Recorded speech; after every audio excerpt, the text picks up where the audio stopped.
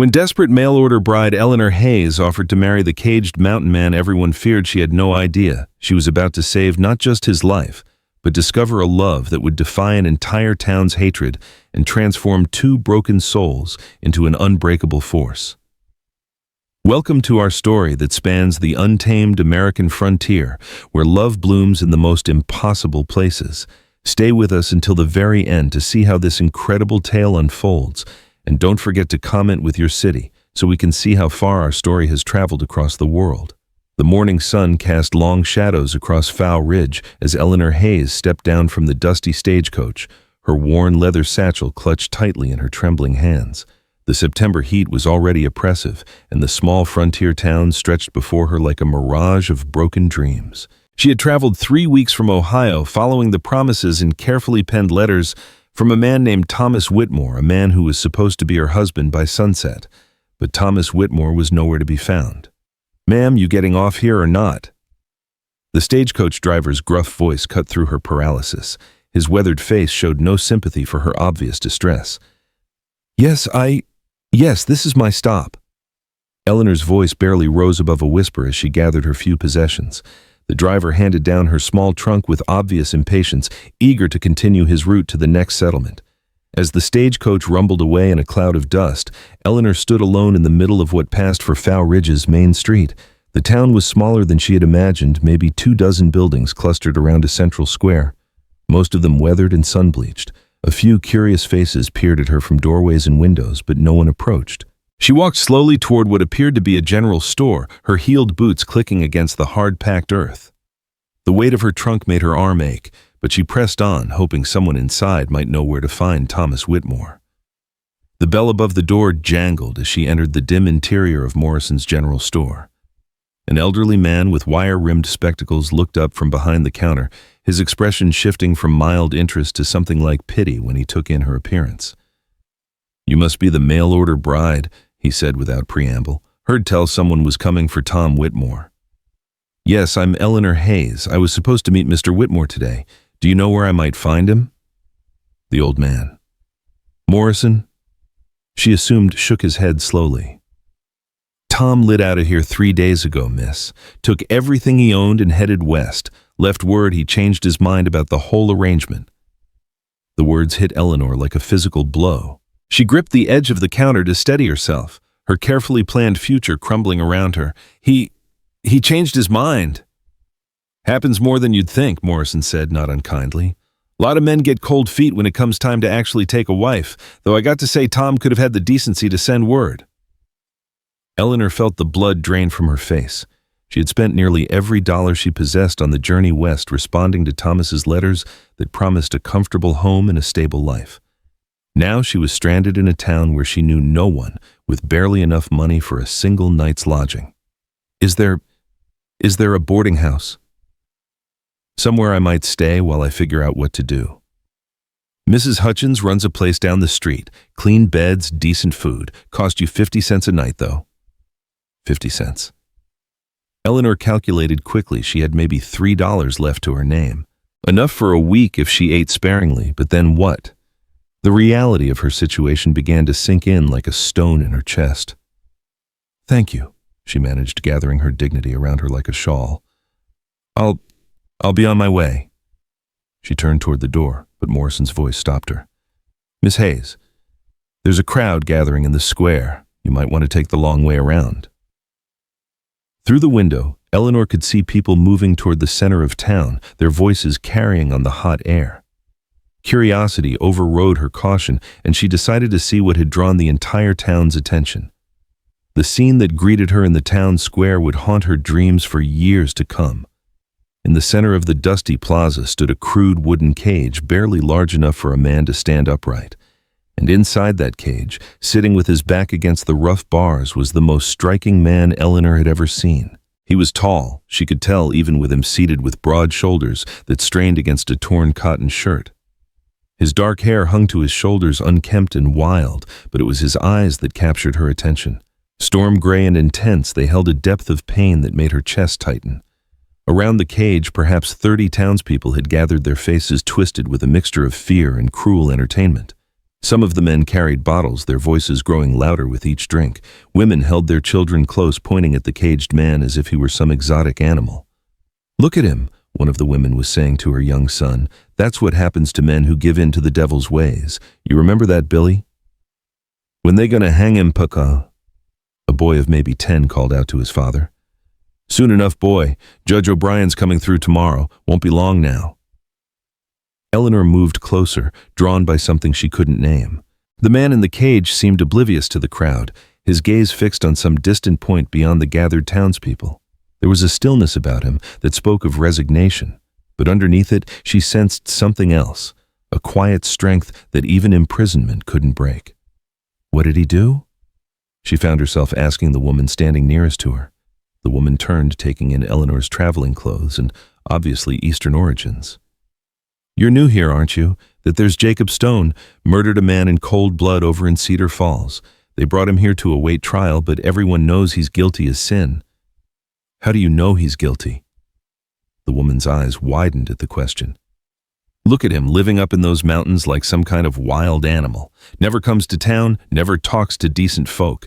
That kind of isolation, it turns a man savage." Eleanor studied the man in the cage more carefully. His clothes were worn but clean. His hands, visible through the bars, were calloused but not dirty. Despite his wild appearance, there was something almost gentle about the way he held himself, like a wounded animal, trying not to show its pain.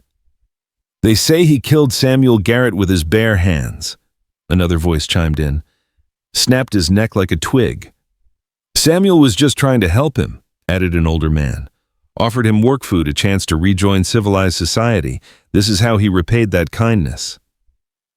As the crowd continued their speculation and condemnation, Eleanor found herself studying Jacob Stone's face.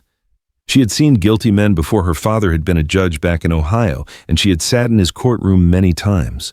Guilty men usually carried their crimes in their eyes, a shifty defiance or callous indifference. This man's eyes held neither. What she saw instead was grief. Raw, overwhelming grief that seemed to emanate from his very soul. "When's the hanging?" someone called out. "Judge O'Brien will be here tomorrow morning," replied a man wearing a sheriff's badge. "Trail's just a formality. Whole town saw him brought in and we got witnesses to what he done." "Should string him up now," muttered a voice from the back of the crowd. "Save the territory the cost of a trial." A murmur of agreement rippled through the gathered people, and Eleanor felt a chill that had nothing to do with the afternoon heat. She had heard stories of frontier justice, but seeing it firsthand was different. These people had already decided this man's fate regardless of what any trial might reveal. The man in the cage, Jacob Stone, finally raised his head and looked directly at her. Their eyes met across the hostile crowd, and Eleanor felt something shift inside her chest. It was as if he could see straight through to her soul, recognizing a kindred spirit in the midst of his tormentors. His lips didn't move, but she heard a question in that gaze as clearly as if he had spoken. "Are you like them?" Without thinking, Eleanor stepped forward. The crowd parted, slightly surprised by her movement toward the cage rather than away from it. "Have you had water today?" she asked, her voice carrying clearly in the suddenly quiet square. Jacob Stone blinked as if her question was the last thing he had expected to hear. He nodded slowly, almost imperceptibly. "Food." This time he shook his head. The sheriff stepped forward, his face flushed with indignation. "Miss, you don't want to be talking to him. He's dangerous." "He's in a cage," Eleanor replied evenly. "How dangerous can he be? Don't let his current situation fool you," the sheriff warned. "This man is a killer. You'd best stay back." Eleanor ignored the warning and moved closer to the cage. Up close, she could see the details that the crowd's fear and hatred had obscured. Jacob Stone's clothes were patched but carefully mended. His hands, while work roughened, showed the calluses of a craftsman rather than a brawler. Most telling of all, when she approached the bars, he immediately moved back, putting distance between them, not the action of a man who meant her harm. "What's your name?" she asked softly. For a long moment, he simply stared at her. Then, in a voice rusty from disuse, he spoke a single word: "Jacob." The sound of his voice seemed to startle the crowd. Several people stepped back as if his words might somehow contaminate them. "Well, Jacob," Eleanor said, her voice steady despite the rapid beating of her heart. "I'm Eleanor, and I think these people have made up their minds about you without knowing the whole story." A nervous laugh came from somewhere in the crowd. "Lady, you don't know what you're talking about. called out a man in a dusty brown suit. "This animal killed Samuel Garrett in cold blood. We got witnesses." "What witnesses?" Eleanor asked, turning to face the speaker. The man's confidence faltered slightly. "Well, Marcus Garrett Samuel's brother, he found the body, and it was clear what happened. But no one actually saw the killing." "Didn't need to see it," the sheriff interjected. "Samuel was found dead on Stone's property, beaten to death. Stone was the only one around for miles." Eleanor turned back to Jacob, who was watching the exchange with something that might have been hope flickering in his gray eyes. "Is that what happened, Jacob? Did you kill Samuel Garrett?" The crowd held its collective breath, waiting for his answer. Jacob's gaze never left Eleanor's face as he spoke, his voice barely above a whisper but carrying clearly in the tense air. "He came to my cabin. At night. With others. They had torches." "That's a lie," someone shouted from the crowd. "Samuel went there alone to offer him work." But Eleanor had heard enough truth in those few words to recognize it. She had also heard enough fear and pain to understand that whatever had happened between Jacob Stone and Samuel Garrett, it wasn't the simple case of murder the town wanted it to be. The sheriff was growing agitated. "Miss, I'm going to have to ask you to step away from the prisoner. You're interfering with..." "With what?" Eleanor interrupted. "With your entertainment. This man hasn't been tried yet. As far as I know, he's still innocent until proven guilty." "Not out here, lady," the man in the brown suit called out. "Out here, a man's judged by his actions, and Stone's actions speak pretty clear." The crowd was beginning to get restless, their earlier festive mood turning ugly. Eleanor realized she was walking a dangerous line, but something about Jacob Stone's quiet dignity in the face of their hatred made her unwilling to back down. "Sheriff," she said, raising her voice so everyone could hear, "what would it take for this man to avoid hanging?" The question caught everyone off guard. The sheriff frowned, clearly confused by the direction of the conversation. "Ma'am, he's going to be tried tomorrow. If he's found guilty, which he will be, he'll hang. That's the law." "But what if he wasn't available for trial? What if he was, say, married to a respectable woman who could vouch for his character?" The murmur that went through the crowd was electric. Several people started talking at once, their voices rising in confusion and outrage. "What are you suggesting?" the sheriff demanded. Eleanor's heart was pounding so hard she was certain everyone could hear it, but her voice remained steady. "I'm suggesting that if Mr. Stone were to marry a woman of good standing, someone who could provide for him and ensure he lived as a law-abiding citizen, the territory might be willing to commute his sentence to exile rather than execution." The sheriff's mouth fell open. "You can't be serious." "Why not? It would solve several problems. The town would be rid of him. He would have a chance at redemption, and territorial resources wouldn't be wasted on a trial and execution." From inside the cage, Jacob Stone was staring at her with an expression of complete bewilderment. It was clear he had no idea what she was planning, but he seemed to sense that his life might hang in the balance of whatever happened next. "And just who," the sheriff asked with heavy sarcasm, "would be fool enough to marry a murderer?" Eleanor reached into her small purse and withdrew the one valuable item. She still possessed a delicate gold ring that had belonged to her grandmother. She held it up so the afternoon sun caught its surface, making it gleam like a tiny star. "I would," she said clearly. "I'll marry him." The reaction was immediate and explosive. Half the crowd burst into derisive laughter, while the other half erupted in outraged protests. Women clutched their children closer as if Eleanor's words might somehow contaminate them. Men shook their heads in disbelief, several making crude comments about her sanity or moral character. Through it all, Jacob Stone sat perfectly still, his gray eyes locked on Eleanor's face with an intensity that made her knees weak. She could see him trying to understand not just what she was proposing, but why she would do such a thing for a complete stranger. "Miss Hayes," the sheriff said, his voice strained with the effort of maintaining official dignity, "you can't possibly be serious. You don't know this man. You have no idea what he's capable of." "I know that he moved away from the bars when I approached instead of toward them," Eleanor replied. "I know that he answered my questions honestly instead of trying to manipulate me, and I know that he's shown more courtesy in the last 10 minutes than this entire town has shown me since I arrived." The last comment hit home, and several faces in the crowd flushed with shame. It was true no one had offered to help the stranded mail-order bride, but they were all eager to watch a man hang. "This is ridiculous," declared the man in the brown suit. "Sheriff, arrest this woman for something. She's clearly not in her right mind." "On what charges?" Eleanor asked coolly. "Last I checked, proposing marriage wasn't a crime even in the territories." The sheriff was clearly out of his depth. "Ma'am, even if what you're suggesting was legal, which I'm not sure it is, no judge would agree to it." "Then let's ask Judge O'Brien when he arrives tomorrow," Eleanor suggested. "In the meantime, I assume Mr. Stone will need food and water for the night." Before the sheriff could object, Eleanor had already started walking toward Morrison's general store, leaving the entire crowd staring after her in stunned silence. Behind her, she could hear the explosion of voices as everyone tried to talk at once, but she didn't look back. Inside the store, Morrison was waiting with barely concealed excitement. Clearly, he had heard every word through his open door. "Miss Hayes," he said, shaking his head in amazement, "I've seen some foolish things in my 30 years out here, but that might just take the prize. Do you have any prepared food? Bread, maybe some jerky? You're serious about this, aren't you?" Morrison studied her face carefully. "You really mean to marry that man?" "I really mean to keep him from hanging for a crime I don't believe he committed." Morrison was quiet for a long moment, then began gathering items from around the store. "Bread, jerky, some cheese. There's a water barrel behind the jail where they can give him fresh water." He paused, studying her with curious eyes. "What makes you so sure he didn't do it?" Eleanor considered the question as she counted out coins for the food. "Have you ever seen a man who's truly grieving, Mr. Morrison?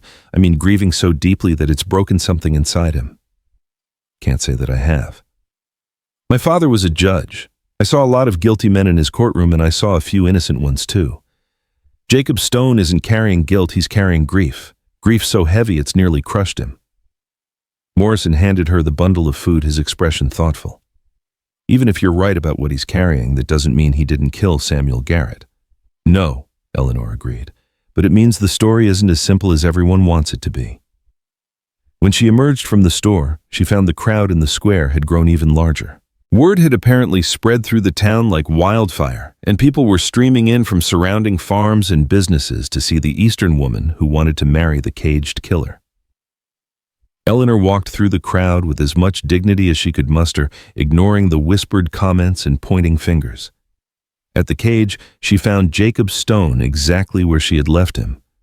But now his eyes tracked her every movement with an intensity that was both unnerving and oddly comforting. "I brought you some food," she said, kneeling beside the cage to pass the bundle through the bars. Their fingers brushed as he took the package, and Eleanor felt a jolt of electricity run up her arm. Jacob felt it too. She could see it in the way his eyes widened slightly, the way he almost jerked his hand back before forcing himself to remain steady. "Why?" he asked, his voice so low that only she could hear it. Eleanor glanced around at the hostile faces surrounding them, then looked back into those storm-gray eyes. "Because everyone deserves a chance to tell their story, and because I don't think anyone has listened to yours." Jacob was quiet for a long moment, carefully unwrapping the food. When he spoke again, his words were barely a whisper. "You don't know what you're offering." "I know exactly what I'm offering," Eleanor replied with more confidence than she felt. "The question is, are you willing to accept it?" Before Jacob could answer, a new voice cut through the crowd like a knife. "What in the hell is going on here?" The crowd parted to reveal Judge Thaddeus O'Brien, an imposing man in his 60s with steel-gray hair and the bearing of someone accustomed to being obeyed. His sharp eyes took in the scene, the caged man, the kneeling woman, the agitated crowd, and his expression grew thunderous. "Sheriff Patterson," he barked, "explain this situation immediately." Sheriff Patterson hurried forward, his face red with embarrassment. "Judge O'Brien, this is Miss Eleanor Hayes. She's proposing to marry the prisoner." Judge O'Brien's eyebrows shot up nearly to his hairline. "She's what?" Eleanor rose gracefully, brushing dust from her skirts. "Your Honor, I'm proposing an alternative to execution. If Mr. Stone were to marry a woman of good character who could ensure his rehabilitation and integration into civilized society, perhaps the territory would consider exile rather than hanging." The judge stared at her for a long moment, then burst into laughter. Miss Hayes, I've heard some creative defense strategies in my time, but this is a new one. His laughter faded as he studied her face. You're serious? Completely serious, Your Honor. Judge O'Brien walked slowly around the cage, studying Jacob Stone with the practiced eye of a man who had seen every type of criminal the frontier could produce. Jacob met his gaze steadily, showing neither defiance nor submission. Stone, the judge said finally, what do you have to say about this proposal? Jacob glanced at Eleanor, then back at the judge. I don't understand why she would do it. Neither do I, O'Brien admitted. Miss Hayes, you've known this man for what, an hour? You have no idea what kind of person he is, what he might be capable of. I know he's capable of gentleness, Eleanor replied. I know he's capable of honesty. And I know he's capable of bearing more pain than most people could survive. The judge's expression grew thoughtful.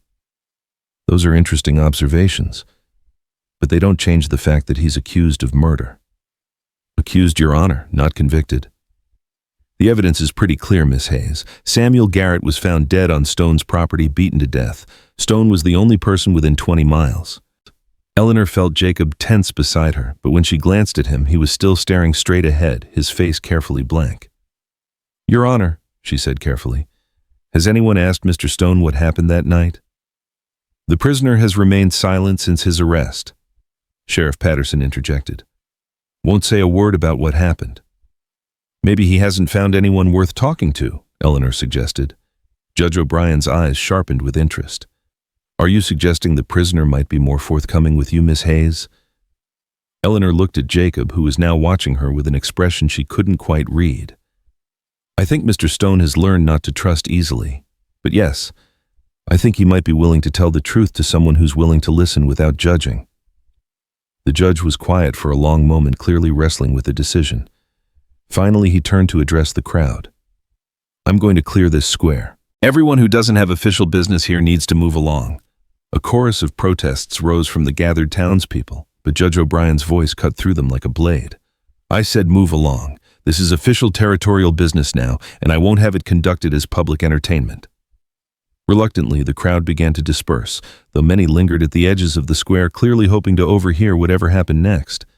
When only the judge, sheriff, Eleanor, and Jacob remained, O'Brien pulled out a folding chair and sat down heavily. Miss Hayes, I'm going to give you 15 minutes to talk to the prisoner. If he's willing to tell you what happened the night Samuel Garrett died, and if his story makes sense, I'll consider your proposal. But I warn you, if this is just some elaborate scheme to help a guilty man escape justice, you'll find yourself sharing his fate. Eleanor's mouth went dry, but she nodded. I understand, Your Honor. The judge waved his hand impatiently. Go on then, talk to him. Eleanor knelt beside the cage again, acutely aware that every word she and Jacob spoke would be overheard by the judge and sheriff. Jacob was watching her with an expression of such intensity that she felt as if he were trying to see into her very soul. Jacob, she said softly, I need you to tell me what really happened the night Samuel Garrett died. For a moment she thought he wouldn't answer. Then, in a voice so quiet she had to lean closer to hear him, he began to speak. They came at night, 3 of them. Samuel and 2 others I didn't recognize. They had torches and rope. Eleanor's blood chilled, but she kept her voice steady. What did they want? Samuel said they were there to make me an offer, said I could come work for him, live in his barn, earn my keep like a decent man, but the way they came in the dark with rope, it wasn't an offer. What did you do? Jacob's hands clenched into fists. I told them to leave, said I wasn't interested in their offer. Samuel got angry, started talking about how I was an animal living up there alone, how it wasn't natural. Said they were going to bring me down to town, whether I wanted to come or not. Eleanor could feel Judge O'Brien leaning forward to catch every word. Then what happened? Samuel grabbed me, tried to force the rope around my hands. I pushed him away, but he came at me again, had a knife. Jacob paused, his breathing becoming labored. I hit him, just once. He fell and he didn't get up. What about the other 2 men? They ran. Soon as Samuel went down, they dropped their torches and ran. Eleanor glanced back at Judge O'Brien, who was frowning thoughtfully. Jacob, why didn't you tell this to the sheriff when they arrested you? For the first time, Jacob's carefully maintained composure cracked. Because who would believe me, a hermit living alone in the mountains against Samuel Garrett, pillar of the community? They'd already decided I was guilty before they even put me in this cage. Judge O'Brien stood up slowly, his chair creaking as he rose. Stone, you say there were 2 other men with Samuel that night. Do you know who they were? Never seen them before, but one of them had a scar here. Jacob touched his own cheek, indicating a line from his left ear to the corner of his mouth. The judge and sheriff exchanged a meaningful look. That sounds like Pete Morrison, Sheriff Patterson said quietly, and if Pete was there, chances are good his brother Danny was the 3rd man. The Morrison brothers work for Marcus Garrett, Judge O'Brien mused, Samuel's brother. Eleanor felt pieces of a puzzle clicking into place, so Marcus Garrett sent his men along with his brother to bring Jacob back to town by force. That's what it sounds like, the judge agreed grimly, which would make this a case of self-defense rather than murder. A new voice cut through the evening air like a gunshot. That's a damn lie. All heads turned to see a man on horseback riding hard into the square. He was tall and broad-shouldered with the same strong jaw and piercing blue eyes that Samuel Garrett had possessed. Marcus Garrett had arrived and he looked ready for blood. Marcus dismounted before his horse had fully stopped, his hand resting on the gun at his hip. Judge O'Brien, I heard there was some fool woman trying to interfere with my brother's killer getting what he deserves. Mr. Garrett, the judge said carefully, we were just hearing Mr. Stone's version of what happened that night. Stone's version? Marcus's voice was thick with rage. Stone is a lying murderer who beat my brother to death with his bare hands. There's nothing more to it than that. Eleanor found herself standing, placing her body between Marcus and the cage. Miss Schuller, Garrett, did you send men with your brother that night? Men with rope and weapons?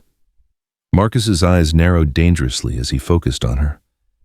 Lady, you don't know what you're messing with here. My brother was a good man trying to help a savage rejoin civilization.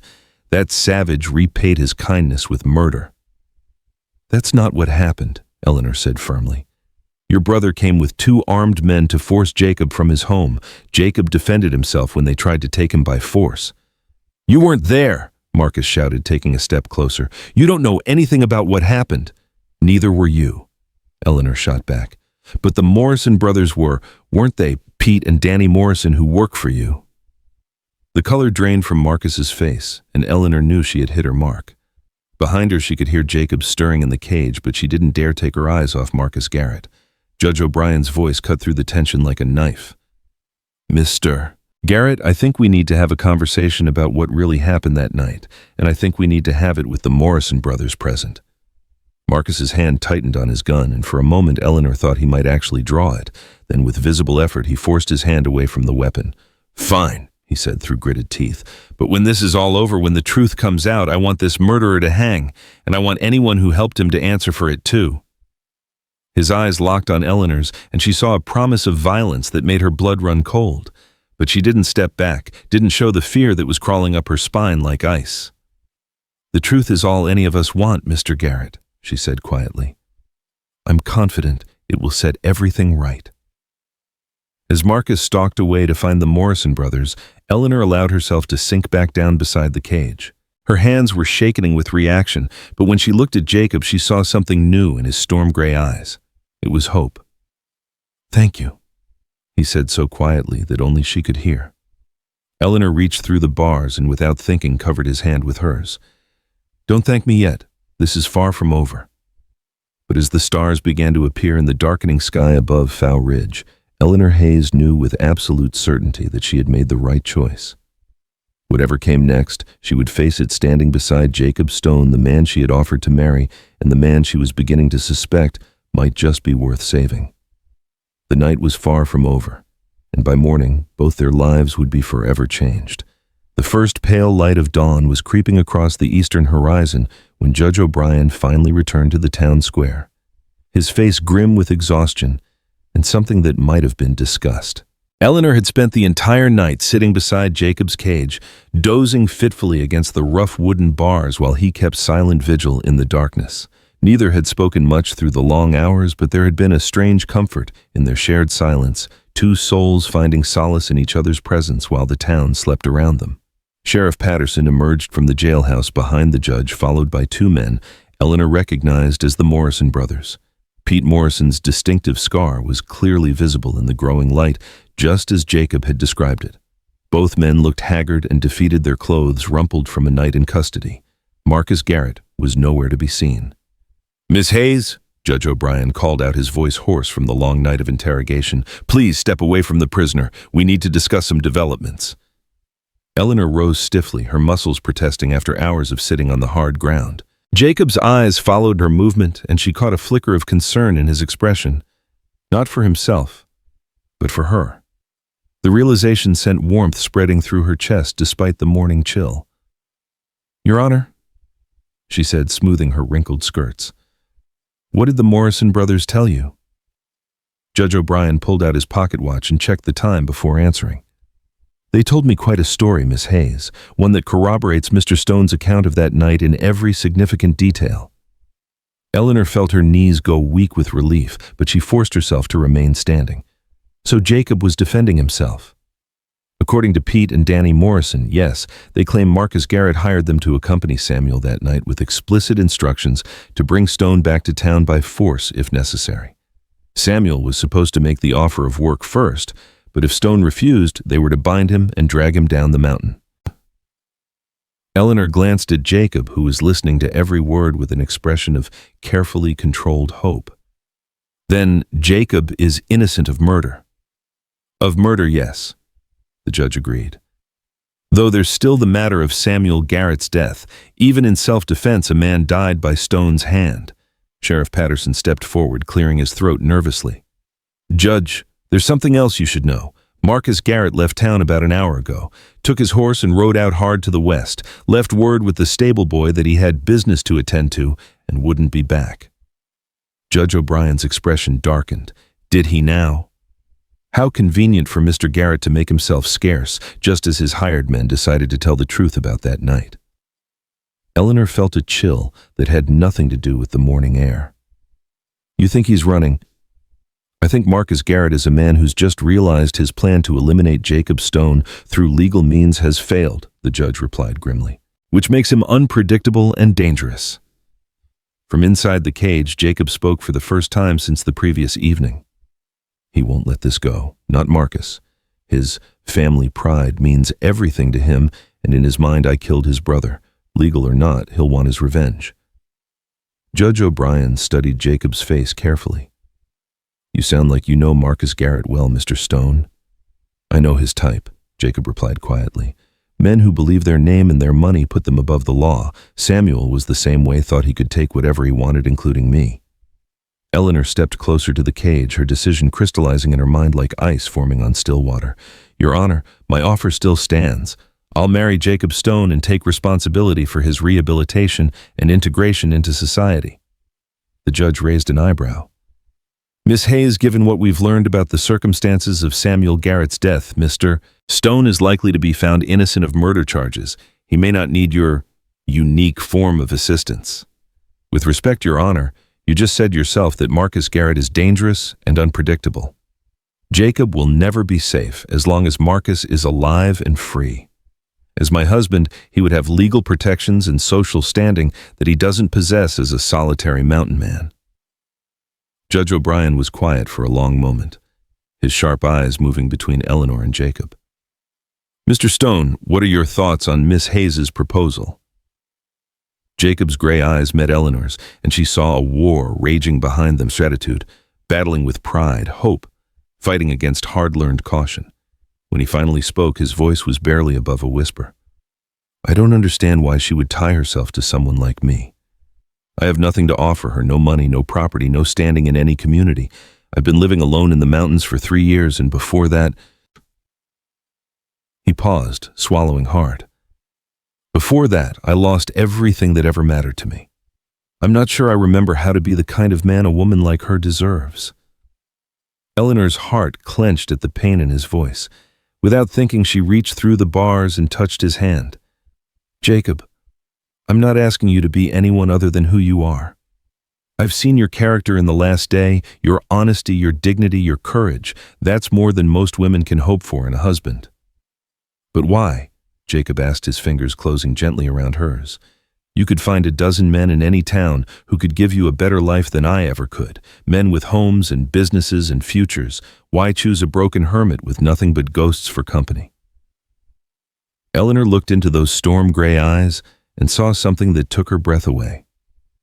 Not the wild animal the townspeople had painted him as, but a man who had been wounded so deeply that he had forgotten his own worth. In that moment, she understood that her choice wasn't just about saving his life. It was about showing him that he still had value, that he was still worthy of love and companionship. Because, she said softly, sometimes broken things can be mended stronger than they were before. And sometimes two people find each other at exactly the moment when they both need saving. Judge O'Brien cleared his throat loudly, breaking the intimate moment. Well, this is all very touching, but we still have legal matters to resolve. Mr. Stone, if you're willing to accept Miss Hayes's proposal, I'm prepared to perform the ceremony immediately. However, there will be conditions. Jacob's hand tightened on Eleanor's. What conditions? First, you'll be placed on probation for 1 year. Any violation of territorial law during that time will result in immediate imprisonment. Second, you and your wife will be required to establish residence in a recognized community, no more living alone in the mountains. Third, you'll report to the nearest territorial magistrate every 3 months to demonstrate your continued rehabilitation. Eleanor felt Jacob tense beside her. Where would we live? I don't have money for property or a business. Judge O'Brien smiled for the first time since arriving in town. As it happens, Miss Hayes, there's a homestead available about 20 miles north of here near the town of Cedar Falls. The previous owners abandoned it last spring when they decided farming wasn't for them. It's rough, the cabin is half built, the fields are overgrown, but the land is good and the claim is still valid. If you're willing to work it, the territorial government would be happy to transfer the deed. Eleanor's mind raced. A homestead would give them a place to start over, away from the hostile eyes of Fow Ridge, but close enough to civilization to satisfy the judge's requirements. It would be hard work, harder than anything she had ever imagined, but it would be theirs. What do you think, Jacob? She asked, studying his face. Are you willing to try farming again? Something flickered in Jacob's eyes.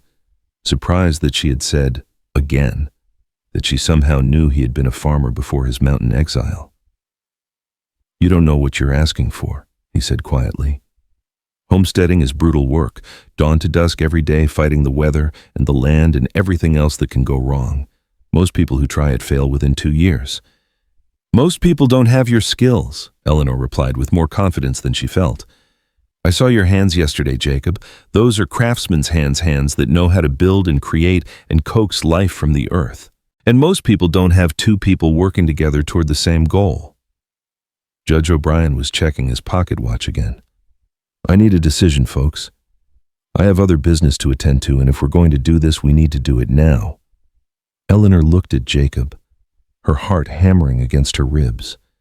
Everything was happening so fast. 24 hours ago, she had been a stranded mail-order bride with no future, and now she was proposing to marry a man she barely knew and start a new life on the frontier. It was madness. It was terrifying. It was also the first thing that had felt truly right since she had left Ohio. Jacob, she said, her voice steady despite the chaos in her mind. I'm not asking you to love me. I'm not asking for promises you can't keep or feelings you don't have. I'm asking for a partnership, 2 people helping each other build something better than either of us could manage alone. If that's something you think you could try, then yes, I want to marry you. Jacob was quiet for so long that Eleanor began to think he would refuse. Then slowly he lifted their joined hands and pressed a gentle kiss to her knuckles, a gesture so tender and unexpected that it brought tears to her eyes. Eleanor Hayes, he said, his voice rough with emotion. If you're willing to take a chance on a man who's forgotten how to hope, then yes, I'll marry you. Judge O'Brien clapped his hands together with satisfaction. Excellent, Sheriff Patterson, release the prisoner and let's get this ceremony underway. Mrs. Hutchins, I know you're listening from behind that door. Come out here and serve as witness. Eleanor had to suppress a laugh as Mrs. Hutchins emerged from the boarding house, clearly having eavesdropped on the entire conversation. The elderly woman's face was flushed with excitement and what might have been embarrassment at being caught spying. Oh my, Mrs. Hutchins fluttered. A wedding, how romantic, though I do wish we had more time to prepare. Miss Hayes, You can't possibly be married in those travel clothes. And Mr. Stone needs a proper shave and— Mrs. Hutchins, Judge O'Brien interrupted firmly. This is a legal proceeding, not a social event. The clothes they're wearing will suffice. Sheriff Patterson had unlocked the cage and Jacob was climbing out slowly, his muscles clearly stiff from the long night of confinement. As he stood to his full height, Eleanor realized just how tall he was, at least 6 feet with broad shoulders that spoke of years of hard physical labor. Despite his disheveled appearance, there was an innate dignity about him that no amount of hardship could diminish. Jacob looked around the square as if seeing it clearly for the first time without the bars of the cage between him and the world. His gaze lingered on the faces of the few townspeople who had gathered to watch the proceedings, and Eleanor saw him cataloging their expressions, some curious, some disapproving, most simply confused by the rapid turn of events. "Do you want to wait?" Eleanor asked quietly, sensing his uncertainty. "We could postpone this until you've had time to think." Jacob turned to her, and the intensity in his gray eyes made her breath catch. "No," he said firmly. "If you're brave enough to do this, then so am I." Judge O'Brien positioned them facing each other in the center of the square with Mrs. Hutchins and Sheriff Patterson flanking them as witnesses. The morning sun was fully up now, casting long shadows across the dusty ground and warming Eleanor's face as she looked up at the man who was about to become her husband. "Do you, Jacob Stone, take Eleanor Hayes to be your lawfully wedded wife to have and to hold in sickness and in health, for richer or poorer, for better or worse, as long as you both shall live?" Jacob's voice was steady as he replied, "I do." "Do you, Eleanor Hayes, take Jacob Stone to be your lawfully wedded husband, to have and to hold in sickness and in health, for richer or poorer, for better or worse, as long as you both shall live?" Eleanor's throat was suddenly tight with emotion she hadn't expected. Looking into Jacob's eyes, she saw not just gratitude, but something deeper, a recognition that they were both taking a leap of faith together, trusting each other with their futures in a way that went far beyond legal obligations. "I do," she whispered. "By the power vested in me by the territorial government, I now pronounce you husband and wife." Judge O'Brien paused, glancing between them with something that might have been amusement. "Mr. Stone, you may kiss your bride." Eleanor's heart stopped. In all her planning and proposing, she hadn't considered this moment, the moment when the reality of marriage would be sealed with the most intimate gesture two people could share in public. She saw uncertainty flicker across Jacob's face, and she realized he was as unprepared for this as she was. Slowly, carefully, as if she were a wild creature that might bolt at any sudden movement, Jacob reached up and cupped her face in his calloused hands. His thumbs brushed gently across her cheekbones, and Eleanor felt a warmth spread through her that had nothing to do with the morning sun. When Jacob's lips touched hers, it was with a tenderness that spoke of reverence rather than passion. The kiss was brief, chaste, but it sent electricity coursing through Eleanor's veins and left her knees weak with surprise at her body's reaction. As they parted, Eleanor saw her own wonder reflected in Jacob's eyes, and she knew that whatever else this marriage might become, it would never be just a legal arrangement for either of them. "Congratulations, Mr. and Mrs. Stone," Judge O'Brien said with satisfaction. "Now let's discuss the practical matters. I've prepared the deed transfer for the homestead and your probation papers, Mr. Stone. Mrs. Stone, you'll need to sign as the property co-owner." Mrs. Stone. Eleanor felt a thrill at hearing her new name, even as her practical mind began cataloging all the challenges they would face. She had married a man she barely knew, committed to a life she had never imagined, and tied her fate to someone the world saw as dangerous. It should have terrified her. Instead, she felt more alive than she had in years. "Your Honor," Jacob said, his voice carefully formal. "What provisions have been made for our transportation to the homestead? Neither my wife nor I have horses or a wagon." Judge O'Brien smiled. "The territorial government is providing a wagon and 2 horses as part of your settlement package. Consider it an investment in your successful rehabilitation. Sheriff Patterson will escort you to the homestead to ensure you're properly established." Eleanor felt Jacob tense beside her at the mention of an escort, and she understood his reaction. After 3 years of solitude and a night in a cage, the idea of being watched and supervised would chafe against his hard-won independence. How long will this escort arrangement last? Eleanor asked diplomatically. Just for the initial journey and establishment, the judge assured them. Sheriff Patterson will help you get settled, make sure the cabin is habitable, and then leave you to your new life. The quarterly check-ins I mentioned will be handled by the magistrate in Cedar Falls. A new voice cut through the morning air, causing everyone to turn. Well, ain't this just perfect? Approaching on horseback were three men Eleanor didn't recognize, but from Jacob's sudden stillness, she knew they weren't bringing good news. The lead rider was a tall, weathered man with cold eyes and a badge pinned to his vest. Behind him rode two younger men with the hard faces of professional gunfighters. "Judge O'Brien," the lead rider called out as he dismounted. "I'm Deputy Marshal Tom Brennan from Cedar Falls. We've been tracking a fugitive, and we have reason to believe he's headed this way." Eleanor felt ice form in her stomach. "What fugitive, Marshal?" "Marcus Garrett. Seems Mr. Garrett decided he didn't like the way things were turning out here in Fow Ridge. About 2 hours ago, he robbed the bank in Cedar Falls and shot the clerk when the man tried to resist."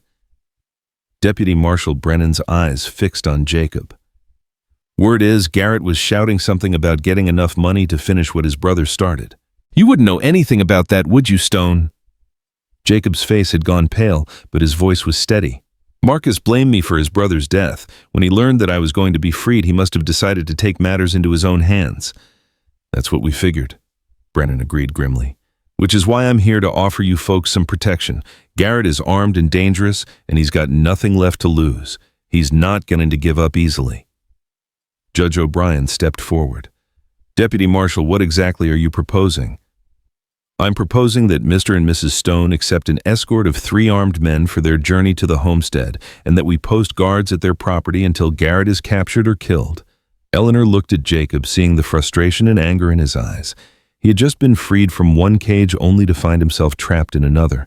But she also saw the resignation, the understanding that Marcus Garrett's hatred had made their freedom conditional at best.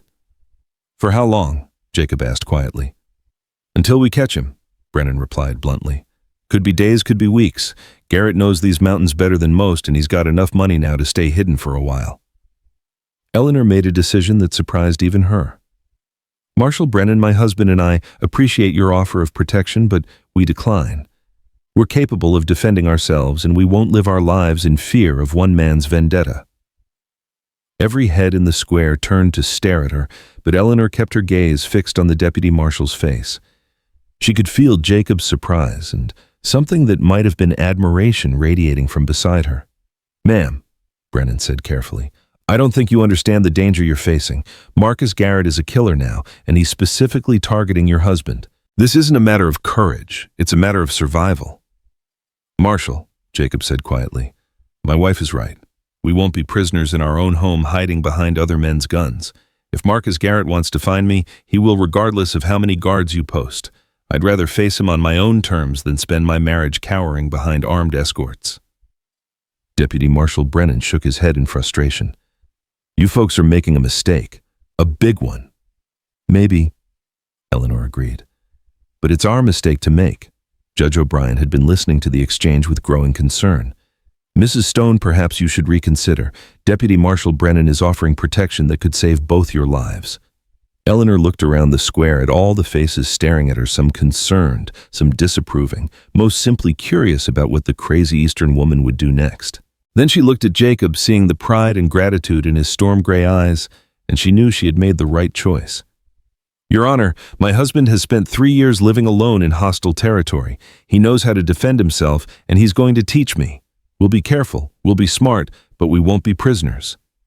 "In that case," Brennan said grimly, "I'll give you one piece of advice. Get to your homestead quickly and ford up.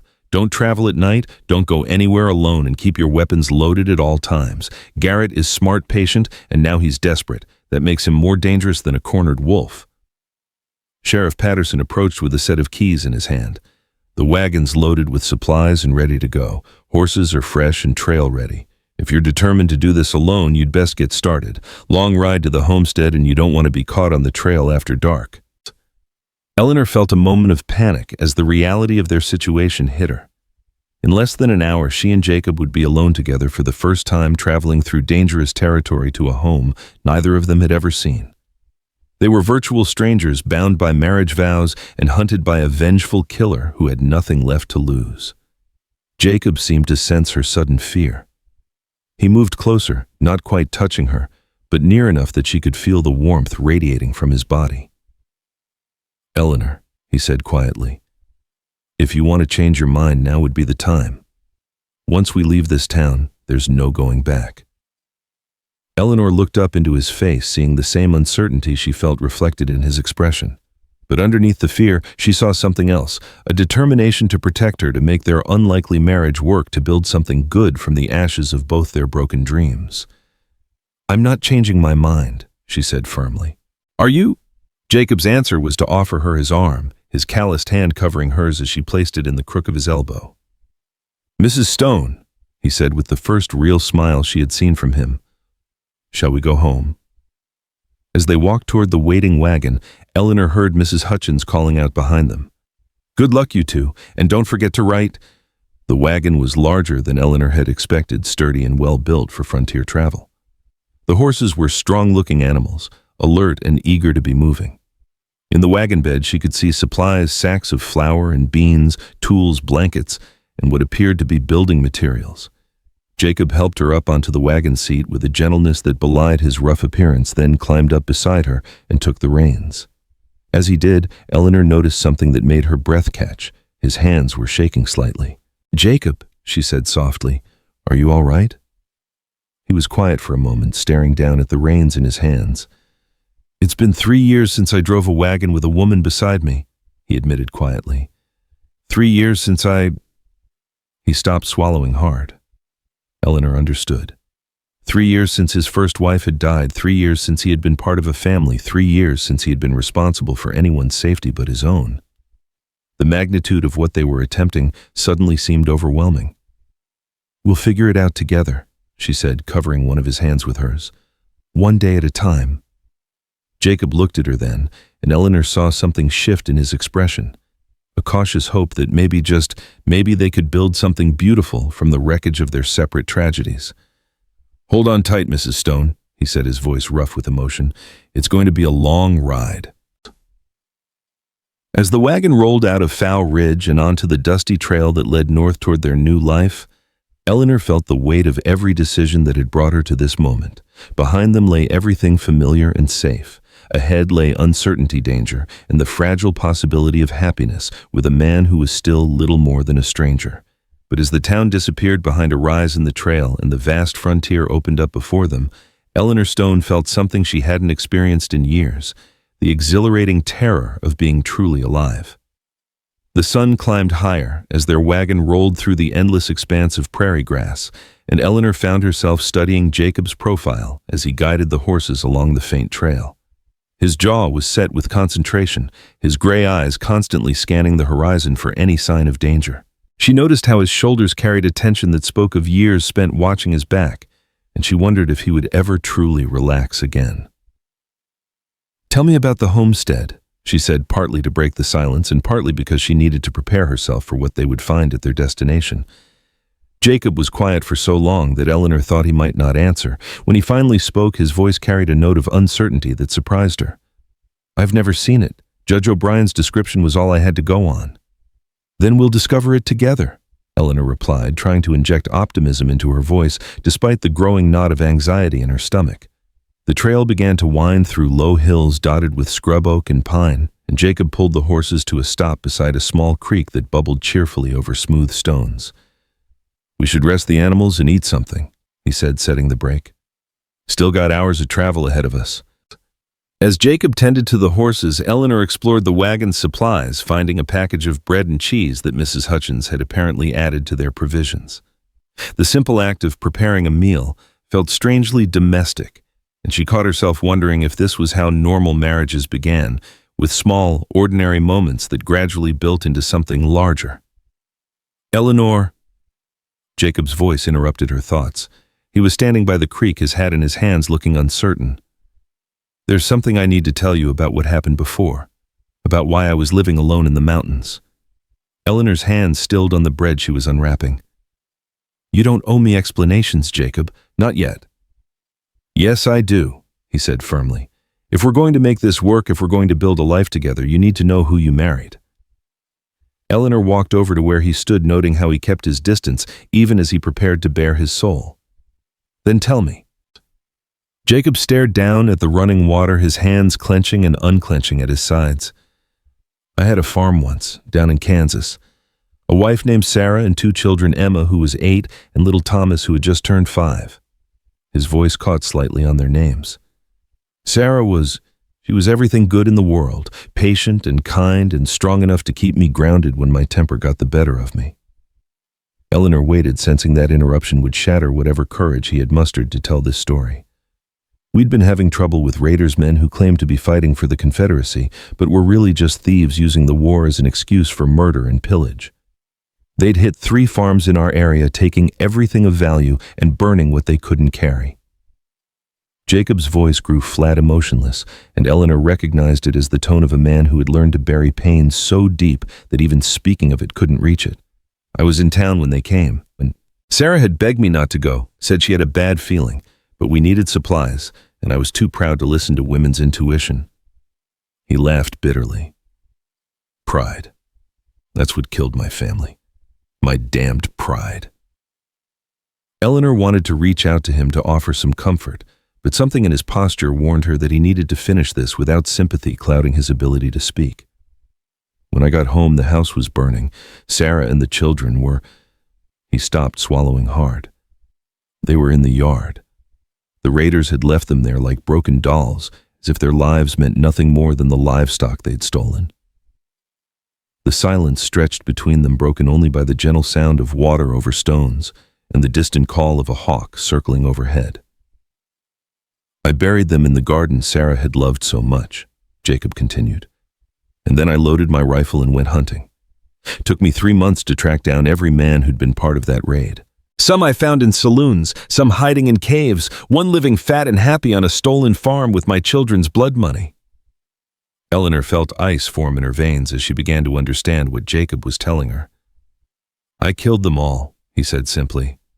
"Every last one. Not in fair fights or self-defense. I hunted them down like the animals they were and put bullets in their heads. And when it was done, when I'd had my revenge, I realized I couldn't go back to being the man Sarah had loved. That man had died with his family." Jacob finally looked at her then, and Eleanor saw something in his eyes that made her heart break. Not just grief, but a bone-deep conviction that he was irredeemably stained by what he had done. "So I came west as far from Kansas as I could get.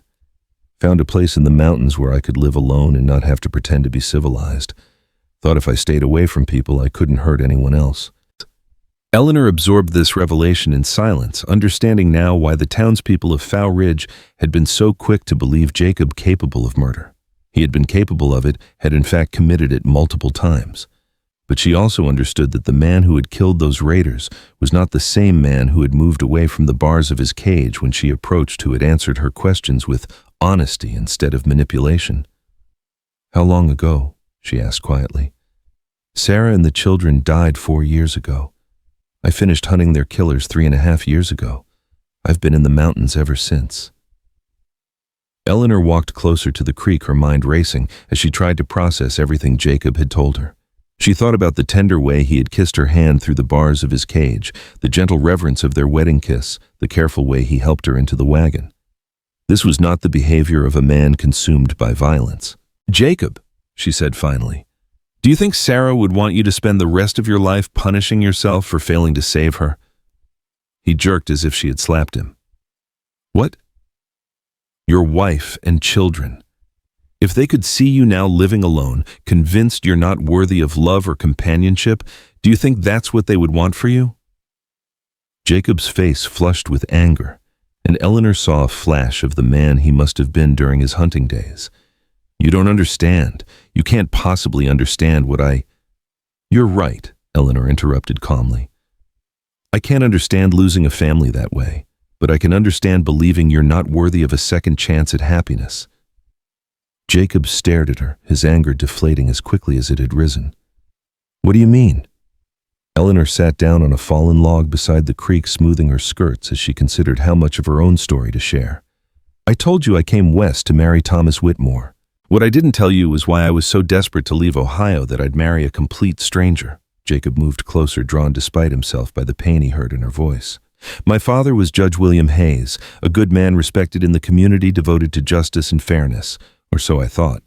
Eleanor picked up a smooth stone and turned it over in her hands. 2 years ago, a case came before his court, a man accused of stealing horses. The evidence was circumstantial, but the defendant was Irish and poor, and the town wanted someone to blame for a string of thefts. She threw the stone into the creek, watching the ripples spread across the surface. My father knew the man was innocent. I was in the courtroom when he told me privately that the evidence didn't support a conviction, but the political pressure was enormous, and my father was up for re-election. Jacob sat down beside her, close enough that she could feel the warmth of his body, but not quite touching. What did he do? He convicted an innocent man and sentenced him to 5 years in prison. Eleanor's voice was flat with old pain. The real horse thief was caught 6 months later, but by then the innocent man had died in prison, killed by another inmate who believed he was a criminal. Eleanor felt Jacob's shock in the sudden stillness of his body beside her. When I confronted my father about it, he told me I was naive, that sometimes individual justice had to be sacrificed for the greater good of social order. He couldn't understand why I was so upset about the death of one worthless Irishman when his re-election had allowed him to serve justice to hundreds of other cases. She turned to look at Jacob, seeing her own pain reflected in his gray eyes. I realized that the man I had idolized my entire life was not who I thought he was. Worse, I realized that by staying silent during the trial, by not speaking up when I knew an innocent man was being railroaded, I had become complicit in his death. Eleanor, Jacob said softly, you couldn't have stopped your father's decision. Couldn't I? What if I had stood up in that courtroom and testified to what my father had told me privately? What if I had gone to the newspapers or written to the territorial governor? Told myself I couldn't destroy my father's career over one case, but the truth was, I was a coward. Eleanor picked up another stone, this one sharper-edged and darker.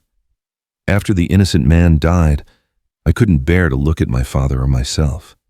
I felt like everyone in town could see my guilt written on my face, so when I saw Thomas Whitmore's advertisement for a mail-order bride, I convinced myself it was my chance to start over somewhere no one knew what I had done. Jacob was quiet for a long moment, processing this revelation.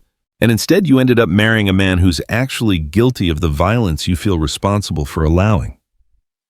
Eleanor turned to face him, fully struck by the bitter irony he had identified. Yes, except that the man you killed deserved to die, and the man my father condemned was innocent. You acted to avenge your murdered family. I acted to protect my own comfort and reputation. You were young and powerless, Jacob protested. I was a grown man with choices. I was 23 years old, Jacob, old enough to know right from wrong, old enough to have found the courage to speak up. Eleanor stood and walked to the edge of the creek.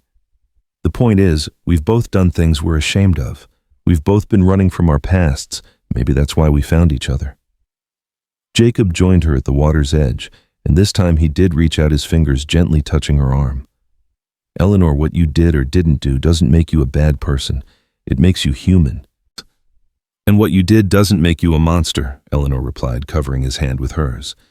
It makes you a man who loved his family enough to risk his soul for their sake. They stood together in silence, watching the creek flow past them toward an unknown destination. Eleanor felt something shift between them. Not love, not yet, but a recognition that they had both been broken by their choices and might together find a way to heal. We should keep moving, Jacob said finally. We want to reach the homestead before dark.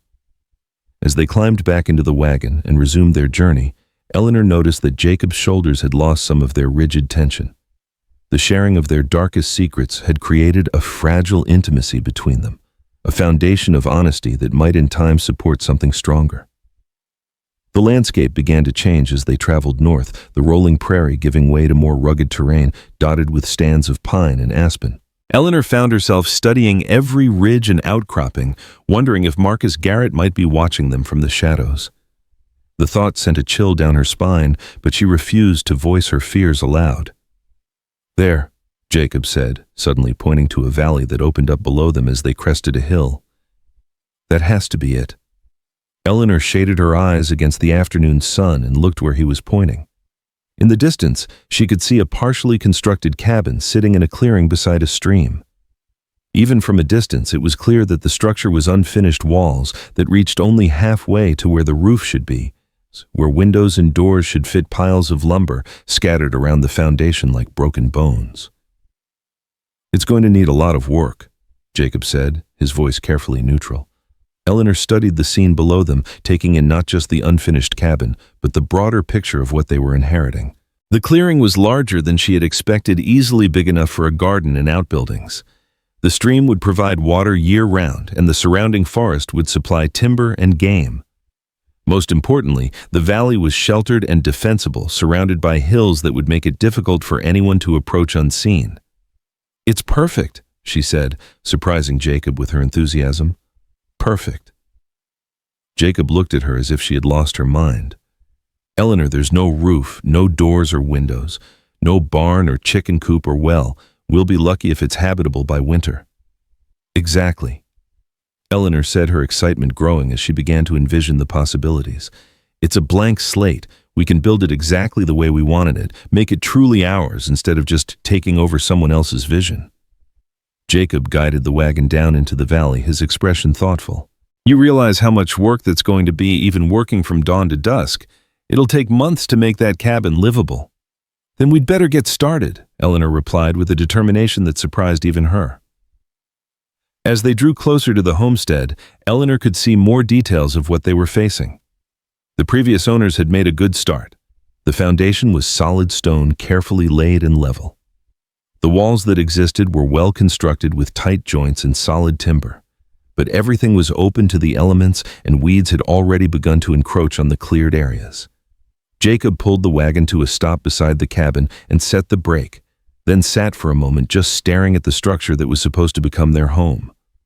Eleanor could practically hear the calculations running through his mind: how many board feet of lumber they would need, how long it would take to install a roof, what they would do for shelter while the work was being completed. "Jacob," she said softly, "we don't have to do this. If you think it's too much, we could try to find something else." Jacob turned to look at her, and Eleanor was surprised to see not discouragement in his expression, but something that looked almost like excitement. "No," he said slowly, "you're right. This is perfect. It's exactly what we need." "What do you mean?" Jacob climbed down from the wagon and reached up to help Eleanor down, his hands spanning her waist as he lifted her easily to the ground. "I mean that building this place is going to require everything we have, all our time, all our energy, all our focus. We won't have time to worry about whether we're compatible or whether this marriage was a mistake. We'll be too busy surviving." Eleanor understood what he was saying. The monumental task of completing the homestead would force them to work together, to depend on each other to build something tangible while they figured out how to build a relationship. It was both practical and symbolic. They would construct their home and their marriage simultaneously. "Where do we start?" she asked. Jacob walked slowly around the cabin, his trained eye assessing what had been done and what remained to be completed. "First priority is making this place weatherproof. We need a roof and at least temporary coverings for the door and window openings. After that, we can work on some basic furniture and getting ready for winter." Eleanor followed him around the structure, trying to see it through his eyes. "How long do you think it will take?" "If we're lucky and the weather holds 6 weeks for basic habitability, 3 months to be truly ready for winter." Jacob paused beside a window opening, running his hand along the smooth wood of the frame. "That's assuming we don't run into any major problems." As if summoned by his words, the sharp crack of a rifle shot echoed across the valley, followed immediately by the whine of a bullet passing close overhead. Eleanor felt Jacob's body slam into hers as he tackled her to the ground behind the cabin wall, his weight driving the breath from her lungs. "Stay down," Jacob hissed, his body covering hers protectively as another shot rang out from the hills above them. Eleanor's heart hammered against her ribs as the reality of their situation crashed over her. Marcus Garrett had found them, and their new life was about to be baptized in gunfire and blood. Jacob was already moving, pulling her deeper into the shelter of the unfinished cabin, while his eyes scanned the hillside for any sign of their attacker. "How many shots?" he asked tersely. "2. Eleanor managed, her voice shaking despite her efforts to stay calm. "Rifle, not a pistol. He's up in those rocks on the southern slope." Jacob pointed to a cluster of boulders about 300 yards away. "Good position, he can see the whole valley from there." Another shot cracked across the valley, this one splintering wood from the cabin wall, inches from Jacob's head. Eleanor bit back a scream as splinters rained down on them. "The wagon," Jacob said grimly. "He's got us pinned down, but he can't see the horses from his position. If we can get to the wagon and get the animals unhitched, we might be able to use them for cover." "What about our supplies?" "Supplies won't matter if we're dead." Jacob looked around the incomplete cabin, obviously calculating angles and cover. "Eleanor, I need you to listen to me very carefully. When I say go, you're going to run for the wagon. Stay low, move fast, and don't look back. Get behind it and start unhitching the horses." "What about you?" Jacob's smile was grim and dangerous. "I'm going to give Mr. Garrett something to think about." Before Eleanor could ask what he meant, Jacob was moving, darting from the cabin toward a pile of lumber that would give him a better angle on the sniper's position. The movement drew immediate fire, 3 rapid shots that kicked up dirt around Jacob's feet but failed to find their mark. "Go!" Jacob shouted, and Eleanor ran. The 30 yards to the wagon felt like 30 miles as Eleanor sprinted across the open ground, expecting at any moment to feel the impact of a bullet between her shoulder blades. But Garrett's attention was focused on Jacob, who had reached the lumber pile and was now returning fire with a rifle he had apparently retrieved from their supplies. Eleanor reached the wagon and threw herself behind it, her hands shaking as she began working on the leather straps that held the harness in place. The horses were dancing nervously, frightened by the gunfire, but well-trained enough not to bolt. From behind the lumber pile, she could hear Jacob's rifle answering Garrett's shots in a deadly rhythm. The sound was different from their attacker's weapon, deeper, more resonant, and somehow more authoritative. Eleanor realized that whatever else Jacob might be, he was an experienced marksman who knew how to handle himself in a gunfight. A bullet struck the wagon just above her head, sending splinters cascading down on her hair and shoulders. Eleanor fought down panic and focused on the harness, her fingers finally finding the release mechanism that would free the horses. "Eleanor," Jacob's voice carried across the clearing. "How are you doing?" "Almost finished," she called back, working frantically to complete the unhitching. Another volley of shots from the hillside was answered immediately by Jacob's rifle. Then Eleanor heard something that made her blood freeze, the distinctive metallic click of an empty chamber. "Reloading." Jacob shouted, and Eleanor knew he was warning her that their cover fire was about to stop. The silence that followed seemed to stretch forever. Eleanor could hear her own heartbeat, the nervous snorting of the horses, and somewhere in the distance, the sound of boots on rock as their attacker moved to a new position. Then Jacob's voice, calm and steady despite their circumstances. "Marcus, I know it's you up there. Why don't you come down and we'll settle this like men instead of you shooting at my wife from ambush?" The answer came in the form of more rifle fire, but this time the shots were coming from a different angle. Garrett had moved, trying to get around behind their position. Eleanor finally succeeded in freeing the horses and immediately led them to where Jacob was crouched behind the lumber pile. The animals would provide better cover than the wooden boards, and their mobility might give her and Jacob options for escape. "Good work," Jacob said grimly as she reached his position. He had reloaded his rifle and was scanning the hillside for any sign of movement. Garrett's repositioning, probably trying to get a shot at the horses. "What do we do?" Jacob was quiet for a moment, obviously weighing their options. "We wait for him to make a mistake. Garrett's angry and impatient, that makes him dangerous, but also reckless. Eventually, he'll expose himself trying to get a better shot." As if to prove Jacob's point, another shot rang out from much closer than before. Garrett had moved down from the rocks and was now firing from a position in the tree line, maybe 150 yards away. Jacob's response was immediate and devastating. His rifle cracked twice in rapid succession, and Eleanor heard a cry of pain from the trees, followed by the sound of someone crashing through underbrush. "Did you hit him?" Eleanor whispered. "Winged him," Jacob replied with satisfaction. "Not enough to stop him, but enough to make him think twice about getting too close." The afternoon sun was beginning to sink toward the western hills, and Eleanor realized with growing dread that they might be trapped here until dark. The thought of trying to defend their position in the darkness sent ice through her veins. "Jacob," she said quietly, "what happens when the sun goes down?" Jacob's expression was grim. Then the advantage shifts to him. Garrett knows these mountains, and he can move around in the dark while we're stuck in one place. Eleanor absorbed this information, that her mind racing through their options. What if we don't stay in one place? What if we use the darkness too? Jacob looked at her with surprise and something that might have been admiration. "What are you thinking?" Eleanor pointed toward the stream that ran through the valley about 50 yards from their current position. "The creek bed is deep enough to provide cover, and it leads up into the hills behind us. If we could reach it after dark, we might be able to circle around behind Garrett." Jacob studied the terrain she was indicating, his expression thoughtful. "It's risky. If he spots us in the open, we'll be sitting ducks." "We're sitting ducks here too," Eleanor pointed out. "At least this way we're moving toward a solution instead of just waiting for him to work up the courage to rush us." Jacob was quiet for a long moment, and Eleanor could see him turning the plan over in his mind, looking for flaws and alternatives. Finally, he nodded slowly. "All right," he said, "but we do this my way. We wait until full dark, then move together. No heroics, no unnecessary risks. If things go wrong, you run for the trees and don't look back." Eleanor wanted to argue with that last instruction, but the look in Jacob's eyes told her this was not a negotiation. "Agreed." As the sun sank lower, painting the valley in shades of gold and crimson, the gunfire from the tree line became more sporadic. Garrett was also waiting for darkness, conserving his ammunition and his energy for whatever he planned to do when the light failed.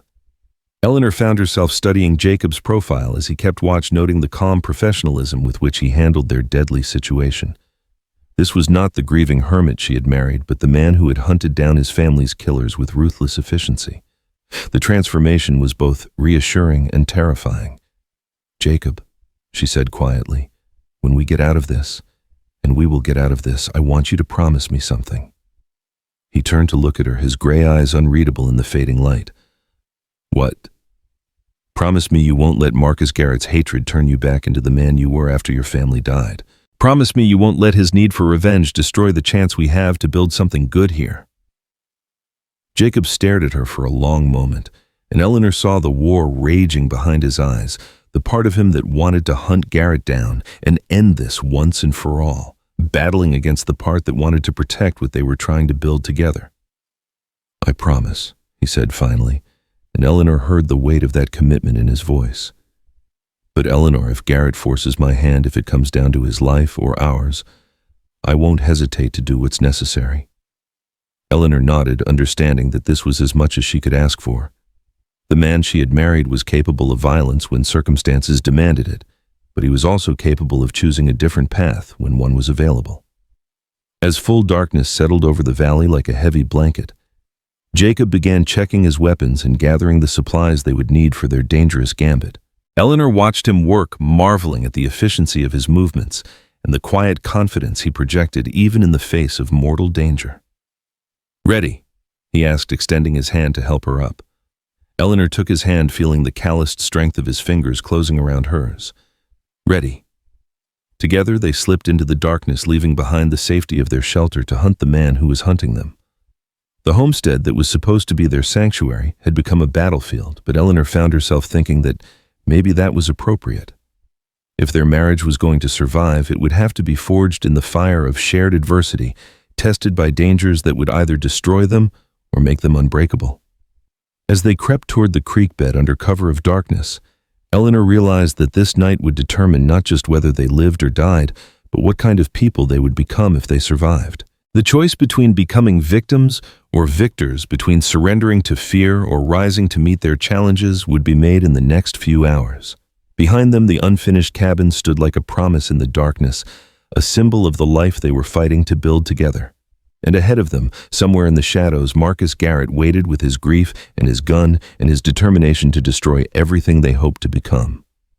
Eleanor squeezed Jacob's hand tighter and followed him into the night, ready to fight for their future. The creek bed was deeper than Eleanor had anticipated, with smooth stones that shifted treacherously under their feet and ice-cold water that soaked through her boots within minutes. Jacob moved ahead of her like a ghost, his rifle held ready while his eyes constantly scanned the darkness above them. The sound of running water masked their movement, but also prevented them from hearing any approach by their pursuer. They had been moving upstream for nearly an hour when Jacob suddenly froze, his hand shooting out to stop Eleanor's forward progress. In the faint starlight, she could see him tilting his head, listening intently to something she couldn't hear over the babbling creek. "What is it?" she whispered, her voice barely audible even to herself. Jacob didn't answer immediately. His entire body coiled like a spring as he strained to identify whatever had caught his attention. Then Eleanor heard it too, the soft scrape of leather against stone coming from somewhere above and ahead of them. Marcus Garrett was moving. Jacob pressed his mouth close to Eleanor's ear, his breath warm against her skin as he whispered instructions. "He's up there on the north bank, maybe 50 yards ahead. I'm going to work my way around behind him. You stay here and count to 300, then fire one shot straight up into the air." Eleanor's blood chilled at the thought of being left alone in the darkness while Jacob crept through enemy territory. What if something goes wrong? What if he finds you first? "Then you run," Jacob replied with grim finality.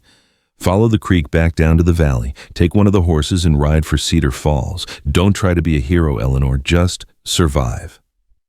Before Eleanor could protest, Jacob was gone, melting into the shadows along the creek bank with a silence that spoke of hard-learned survival skills. Eleanor crouched alone in the cold water, counting slowly as she tried to control the fear that threatened to overwhelm her rational mind. 57, 58, 59. Somewhere in the darkness above, her two dangerous men were stalking each other through terrain that could conceal a dozen different forms of death. Eleanor found herself praying not just for Jacob's safety, but for the strength to do whatever might be required of her in the next few minutes. 112, 113. A twig snapped in the forest above her, followed by the soft thud of something heavy hitting the ground. Eleanor's heart hammered against her ribs as she strained to identify the source of the sounds. Had Jacob found Garrett, or had Garrett found Jacob? 215, 216. The silence that followed was more terrifying than any sound could have been. Eleanor imagined Jacob lying wounded or dead in the forest while Marcus Garrett prepared to hunt her down like a cornered animal. The rifle in her hands felt impossibly heavy and alien, a tool she barely knew how to use, being called upon to save her life. 287, 288.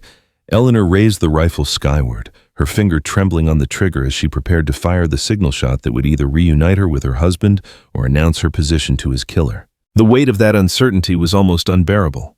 300. Eleanor pulled the trigger and the rifle's sharp crack echoed across the valley like thunder. The muzzle flash briefly illuminated the creek bed around her, destroying her night vision and leaving her blind and vulnerable in the aftermath. For a moment that felt like eternity, nothing happened. Then the forest above her exploded into violence. Two rifles spoke almost simultaneously, their reports overlapping into a continuous roar of gunfire. Eleanor heard a man cry out in pain, followed by the sound of heavy boots crashing through underbrush. Someone was running, but in the darkness and chaos she couldn't tell who. "Eleanor!" Jacob's voice cut through the night like a lifeline. "Eleanor, where are you?" "Here," she called back, relief flooding through her so powerfully that her knees nearly buckled. "I'm here in the creek."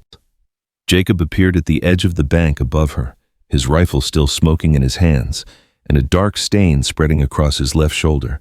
Even in the dim starlight, Eleanor could see that he was favoring his right arm. "Are you hurt?" she asked, scrambling up the bank to reach him. "Just a graze," Jacob replied, though his voice was tight with pain. "Garrett got lucky with a shot before I could put him down." Eleanor's hands found the wound on Jacob's shoulder, feeling the warm wetness of blood seeping through his shirt. "Is he dead?" "I don't think so. Wounded maybe badly, but I heard him moving off toward the east ridge." Jacob winced as Eleanor's probing fingers found the edge of the bullet furrow. "He'll be back, though. This isn't over." Eleanor tore a strip of fabric from her petticoat and began fashioning a rough bandage for Jacob's wound. "Then we need to get back to the homestead and prepare for another attack." Jacob caught her hands in his, stilling her ministrations. "Eleanor, there's something you need to understand. Marcus Garrett isn't going to give up. He's got nothing left to lose now. No family, no reputation, no future. He'll keep coming until one of us is dead." Eleanor met his gaze steadily in the darkness. "Then we'll have to make sure it's him and not us." The calm certainty in her voice seemed to surprise Jacob. "Eleanor, I'm talking about killing a man. Not in self-defense, not in the heat of battle, but hunting him down and executing him like I did those raiders in Kansas." "I know what you're talking about," Eleanor replied quietly.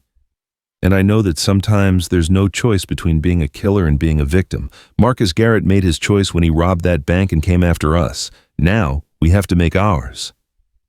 Jacob stared at her for a long moment, and Eleanor saw something shift in his expression. The woman who had offered to marry him in a town square to save his life was gone, replaced by someone harder and more pragmatic. The frontier was changing her just as it had changed him. "All right," Jacob said finally, But we do this smart. No more stumbling around in the dark hoping to get lucky. We go back to the homestead, tend to our wounds, and make a plan. The journey back down the creek bed was slower and more treacherous with Jacob wounded, but they made it without incident. The homestead looked exactly as they had left it, half-finished and vulnerable, surrounded by open ground that would offer little protection in daylight.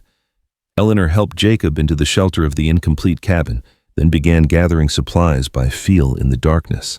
Their medical provisions were limited: some clean cloth, a bottle of whiskey, and basic needle and thread, but it would have to suffice. "This is going to hurt," Eleanor warned as she poured whiskey over Jacob's wound. Jacob's jaw clenched, but he made no sound as the alcohol burned through the bullet furrow. Eleanor worked by touch, cleaning the wound as thoroughly as possible before binding it with strips of clean cloth. "You're getting good at this," Jacob observed through gritted teeth.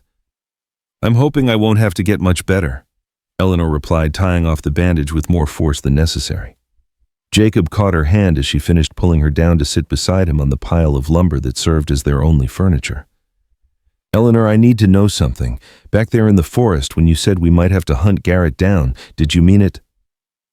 Eleanor considered the question carefully, knowing that her answer would define not just their immediate strategy, but the kind of marriage they were building. "Jacob, 3 days ago, I was a sheltered judge's daughter who had never held a gun or slept outdoors or faced any real danger. Tonight I crept through a creek bed in the darkness to help ambush a man who wants to kill us both. Yes, I meant it." Jacob was quiet for a moment, absorbing this transformation. "The woman I married is disappearing, isn't she?" "No," Eleanor said firmly.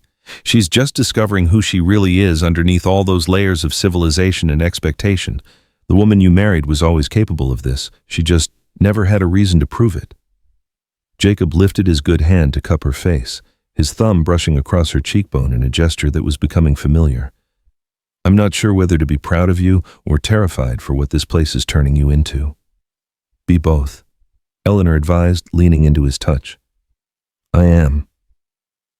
They spent the rest of the night in the shelter of the unfinished cabin, taking turns keeping watch while the other rested.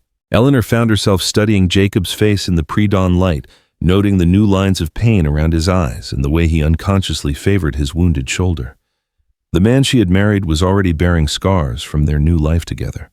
As the eastern sky began to lighten, Jacob stirred from his fitful doze and immediately reached for his rifle. "We need to move. Garrett will be back as soon as he can see well enough to shoot accurately." Eleanor had been thinking about their tactical situation during her watch, and she had reached some uncomfortable conclusions. "Jacob, we can't keep playing defense. Every time Garrett attacks, there's a chance he'll get lucky and kill one of us. We need to take the initiative." "What are you suggesting?" Eleanor pointed toward the hills that surrounded their valley. "Garrett is wounded and alone. He's probably holed up somewhere up there, nursing his wounds and planning his next attack. If we can find his hiding place while he's weak and hurt, we could end this once and for all," Jacob finished grimly. "Eleanor, tracking a wounded man through hostile terrain is dangerous work. If we guess wrong about his location or walk into an ambush, if we stay here, we're just waiting for him to pick the time and place of our deaths," Eleanor countered. "At least this way we're making the choice." Jacob considered her proposal, his tactical mind weighing the risks and benefits of offensive action.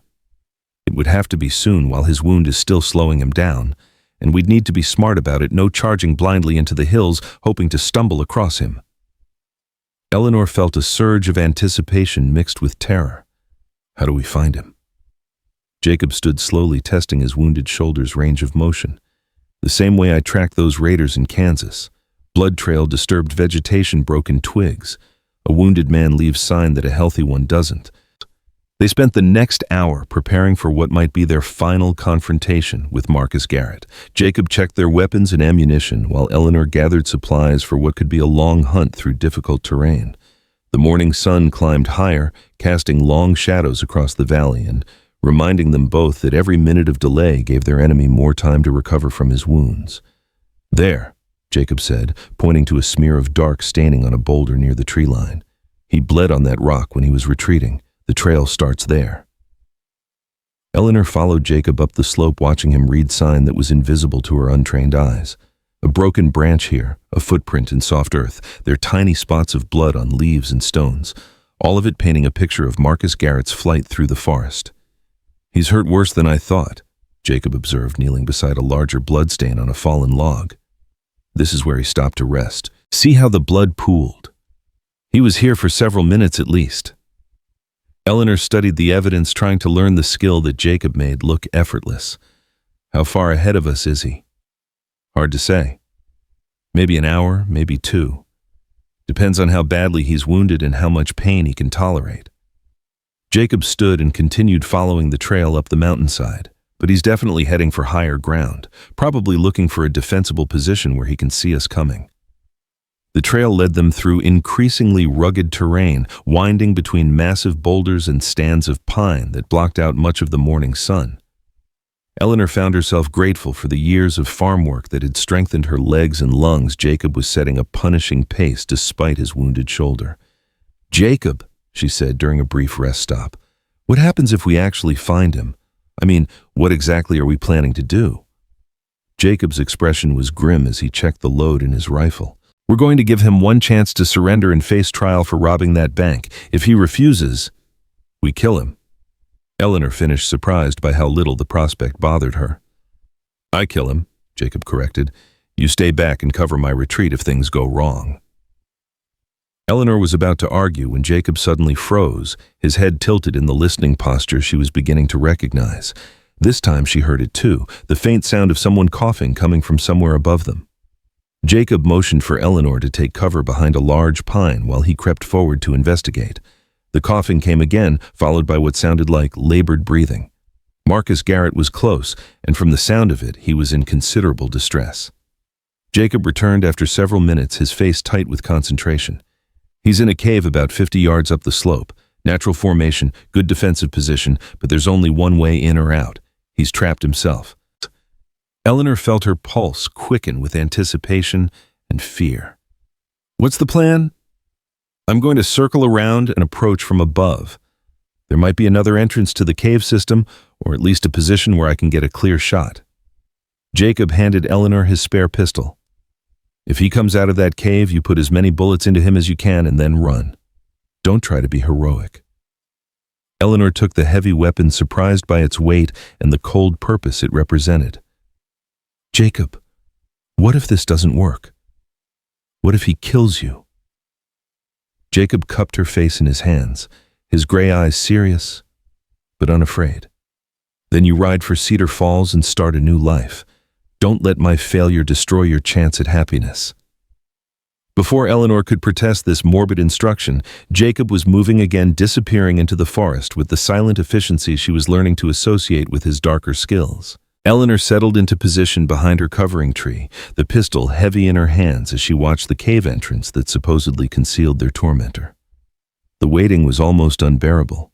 Eleanor found herself imagining a dozen different scenarios, most of them ending with Jacob's death and her own desperate flight through the wilderness.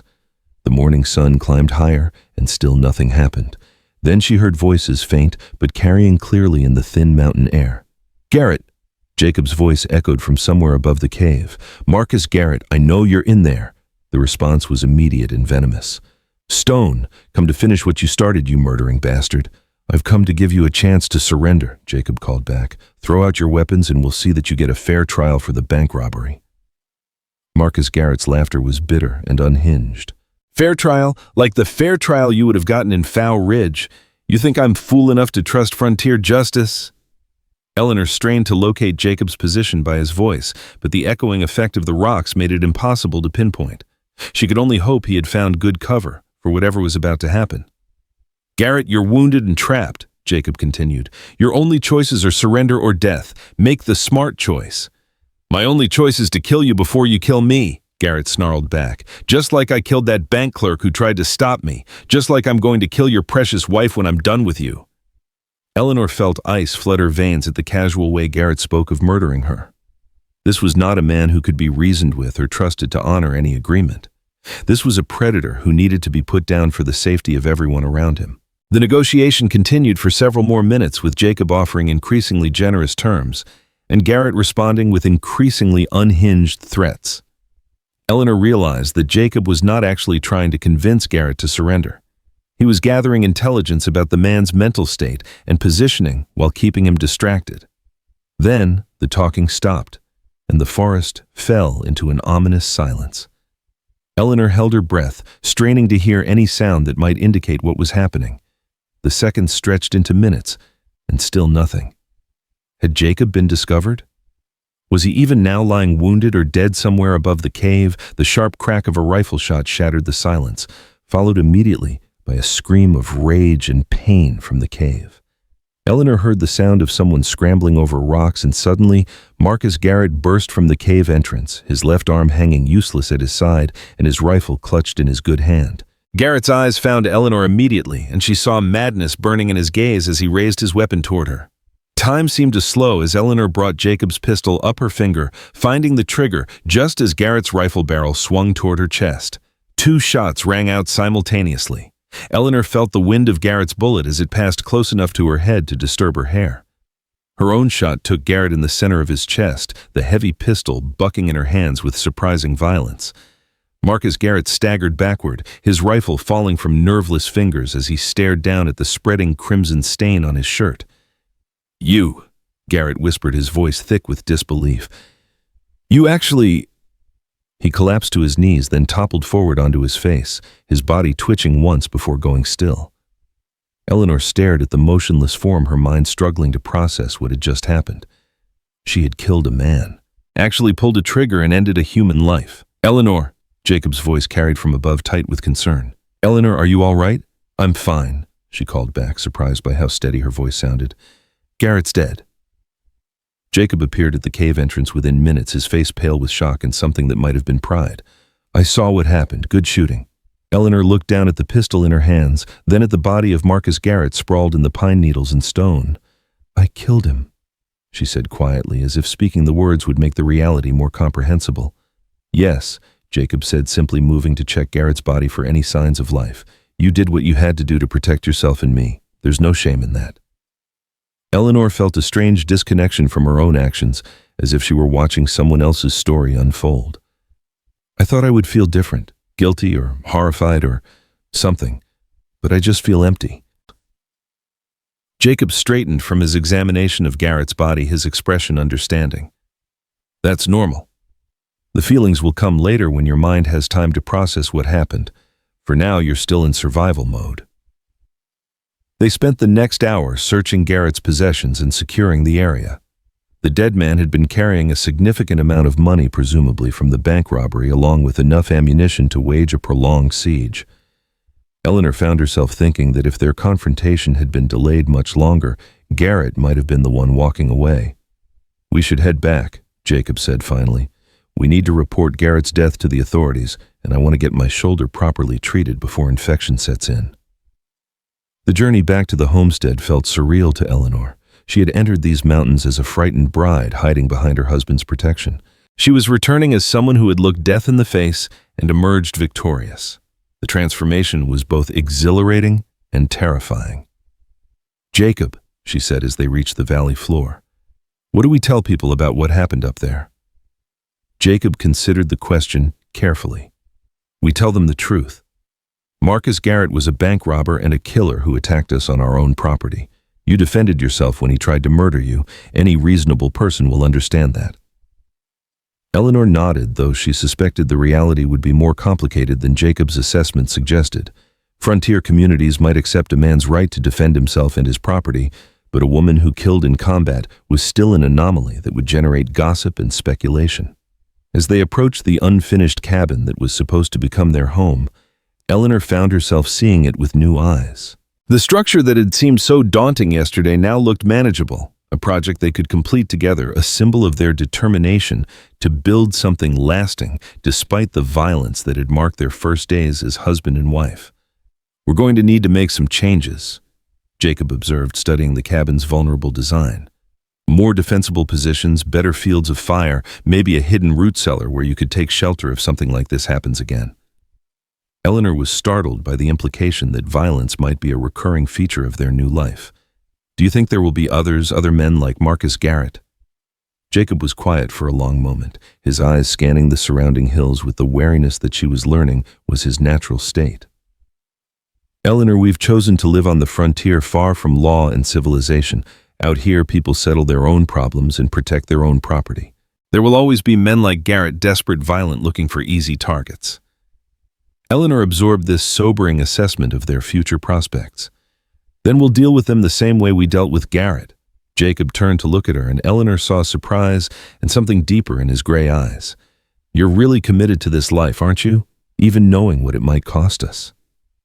Eleanor thought about the question as she looked around their valley, the incomplete cabin, the fresh graves they would need to dig the endless work that lay ahead of them. 3 days ago, she had been a failed mail-order bride with no prospects and no future. Now, she was a homesteader's wife with blood on her hands and steel in her spine.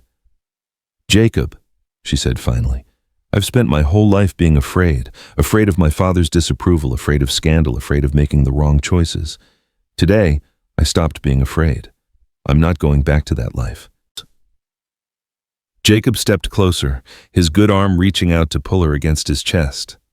Eleanor could feel the steady beat of his heart, the solid strength of his body, the promise of safety and partnership that he represented. Mrs. Stone, Jacob said softly, I think our marriage is going to work out just fine. Eleanor leaned into his embrace, feeling the truth of those words settling into her bones. They had been tested by violence and emerged stronger. They had faced death together and chosen to fight rather than surrender. Most importantly, they had begun to trust each other with their deepest fears and their greatest hopes. The homestead still needed a roof walls and 100 other improvements before it could truly be called home. But as Eleanor stood in her husband's arms, surrounded by the wild beauty of their valley and the promise of their shared future, she knew they had already built the most important foundation of all, a partnership forged in adversity and tempered by the unforgiving demands of frontier life. The woman who had offered to marry a caged stranger was gone forever, replaced by someone harder and more capable. The man who had lived alone with his grief was learning to hope again. Together they would build not just a home, but a life worthy of the sacrifices they had made to find each other.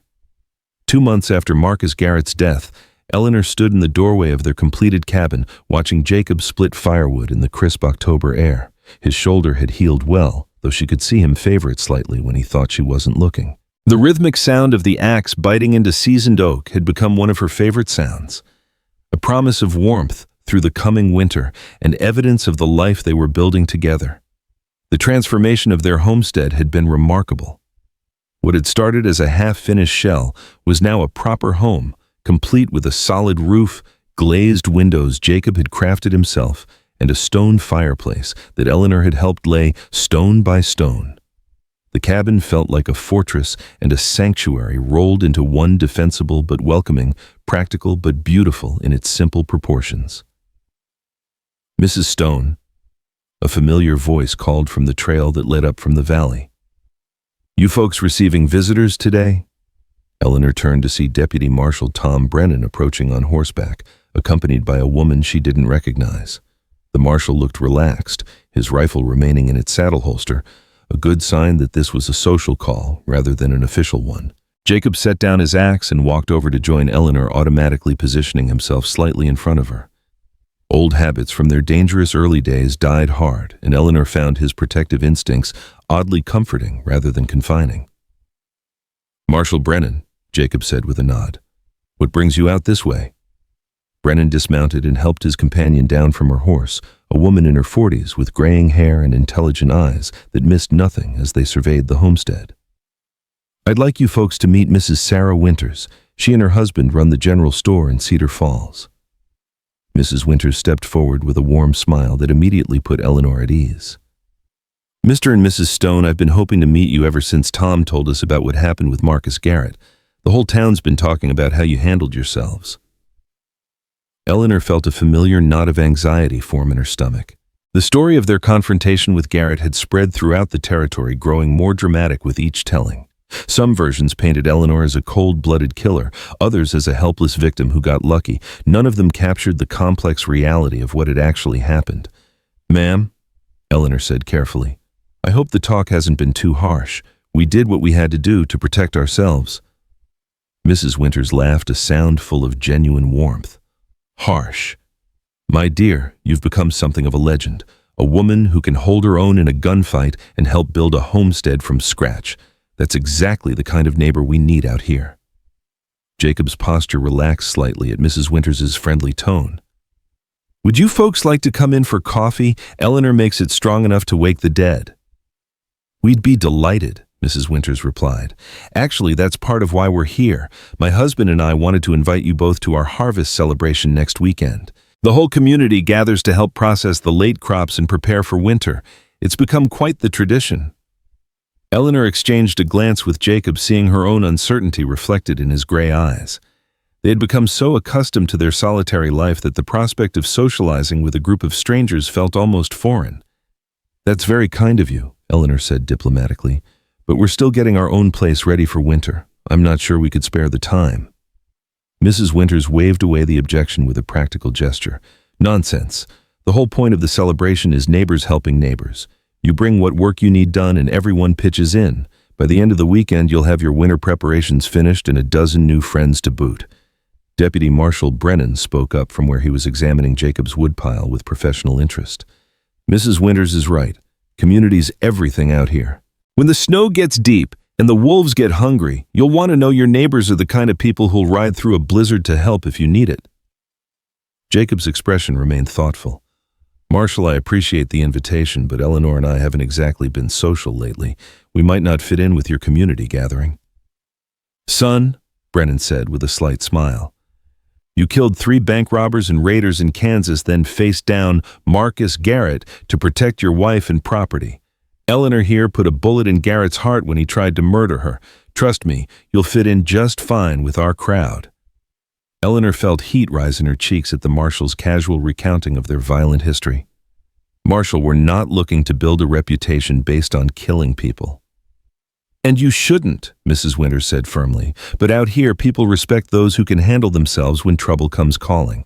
The fact that you'd rather be building than fighting just makes folks respect you more." The conversation continued over coffee in their small but comfortable cabin, with Mrs. Winters and Marshal Brennan sharing news from Cedar Falls and the surrounding homesteads. Eleanor found herself hungry for contact with the outside world, realizing how isolated she and Jacob had become in their focus on survival and construction. "There's something else," Mrs. Winters said as they prepared to leave. "My husband's been looking for someone with carpentry skills to help expand the store. From what I can see of your work here, Jacob, you'd be perfect for the job. Part-time, good pay, and it would give you both a chance to get to know people in town." Jacob looked around their cabin, taking in the hand-fitted joints and custom details that had occupied months of his time. "I appreciate the offer, Mrs. Winters, but I'm not sure I'm ready to leave Eleanor alone here for extended periods." "Who said anything about leaving me alone?" Eleanor interjected, surprising everyone, including herself. "I could come to town with you. Maybe Mrs. Winters could use help in the store, or I could find other work." Mrs. Winters' face lit up with enthusiasm. "Eleanor, that's a wonderful idea. I've been trying to convince my husband to hire help for months. A woman with your education and practical experience would be invaluable." Eleanor felt a flutter of excitement at the prospect of using her mind for something other than survival calculations. What kind of work would be involved? Bookkeeping, correspondence, dealing with customers, maybe some teaching. We've got several families who want their children to learn proper reading and writing. Mrs. Winters paused, studying Eleanor's face carefully. "It wouldn't be full-time, and you could arrange your schedule around the homestead's needs." Jacob was quiet for a long moment, clearly wrestling with the idea of exposing themselves to the wider community. Eleanor could see the conflict in his expression, the part of him that craved human connection, warring with the part that had learned to trust only in solitude. "Let me think about it," he said finally. "Both offers. We've gotten used to depending only on ourselves." "Of course," Mrs. Winters replied with understanding. "But Jacob, Eleanor, don't let what happened with Marcus Garrett convince you that the whole world is hostile. Most people out here are good folks trying to build decent lives just like you." After their visitors left, Eleanor and Jacob found themselves sitting on their front porch as the sun set behind the western mountains, each lost in their own thoughts about Mrs. Winters' invitations. "What do you think?" Eleanor asked finally. Jacob was whittling a piece of pine, his hands moving with the unconscious skill that never failed to fascinate Eleanor. "I think we can't hide up here forever, and I think you miss using your mind for more than figuring out how to preserve vegetables and mend clothes." Eleanor was surprised by his perceptiveness. Is it that obvious? Eleanor, you were educated to be a judge's daughter, not a frontier wife. You've adapted better than I ever dreamed possible, but I can see you sometimes looking at our books like they're old friends you haven't talked to in years. Eleanor curled up in her chair, pulling a shawl around her shoulders against the evening chill. I do miss intellectual conversation and teaching. I used to help my father prepare his legal arguments, and I loved the challenge of organizing complex information into clear presentations. Then we should go to the harvest celebration, Jacob said decisively, and we should consider the winter's job offer seriously. Eleanor studied his profile in the fading light, noting the determined set of his jaw. Jacob, are you sure I know how much you value our privacy and independence? Jacob was quiet for a moment, his whittling knife pausing in its work. Eleanor, when I was living alone in the mountains, I convinced myself that isolation was safety. But these past months with you have reminded me that humans aren't meant to live completely alone. We need community even if it comes with risks. What changed your mind? Jacob set down his whittling and turned to face her fully. You did. Watching you adapt to this life, seeing how you've grown stronger and more confident, it's shown me that people can change, that the past doesn't have to define the future. If you can transform from a sheltered judge's daughter into a woman who builds cabins and faces down killers, then maybe I can learn to trust again. Eleanor felt warmth spread through her chest at his words. Jacob, you've been trusting. You've been trusting me. That's different, Jacob replied. Trusting you felt natural from the beginning, like recognizing something I'd been looking for without knowing it. Trusting a whole community, that's going to take more courage.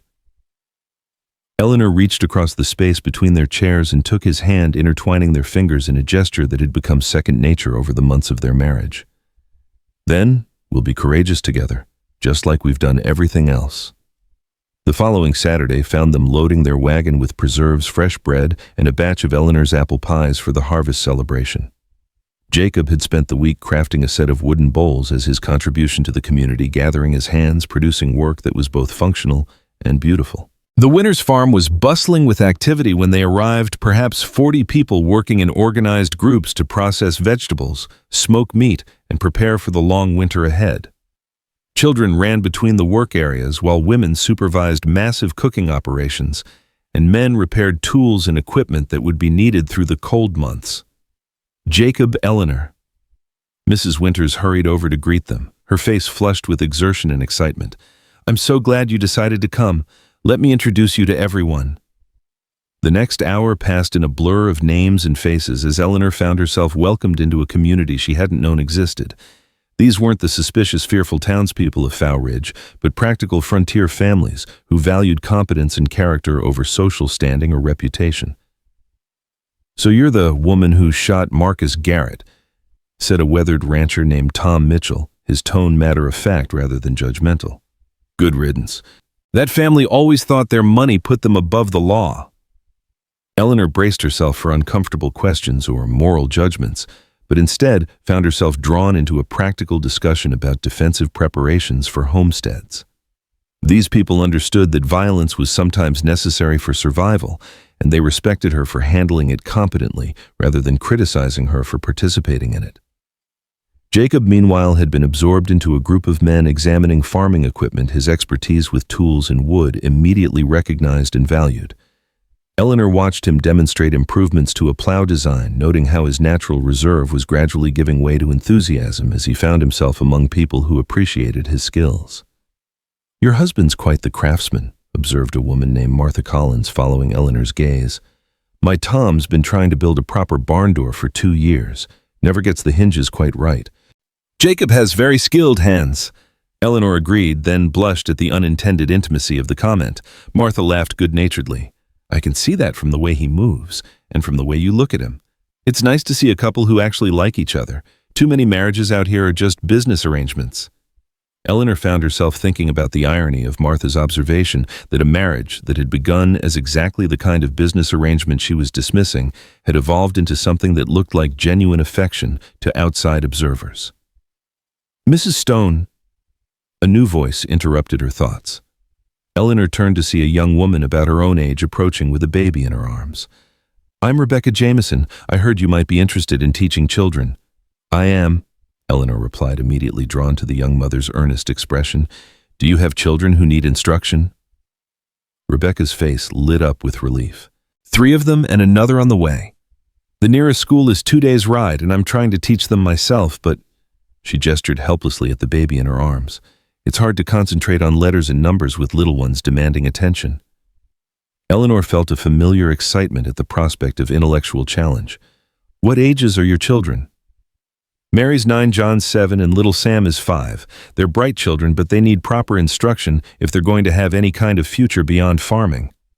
I'd be happy to work with them, Eleanor said immediately. We could arrange lessons either at your place or ours, whatever works better for your family. Rebecca's gratitude was immediate and overwhelming. Mrs. Stone, you have no idea what this means to us. Out here, education can be the difference between our children having choices or being trapped by circumstances. As the day progressed, Eleanor found herself drawn into half a dozen similar conversations. Parents eager for their children to learn reading and arithmetic. Women interested in sharing knowledge about preserving food and treating illness. Men curious about Jacob's construction techniques and tool-making skills. By evening, both she and Jacob had accumulated enough work commitments to keep them busy through the winter and well into the following spring. Feels good, doesn't it? Mrs. Winters observed as they helped clean up after the communal dinner. Being part of something larger than just yourselves. Eleanor paused in her dishwashing to consider the question. It does, but it's also frightening. We've gotten used to controlling our own destiny, not depending on others or having others depend on us. That's the paradox of frontier life, Mrs. Winters replied with a knowing smile. You have to be completely self-reliant and completely community-minded at the same time. Strong enough to survive alone, generous enough to help your neighbors, wise enough to know when you need each situation.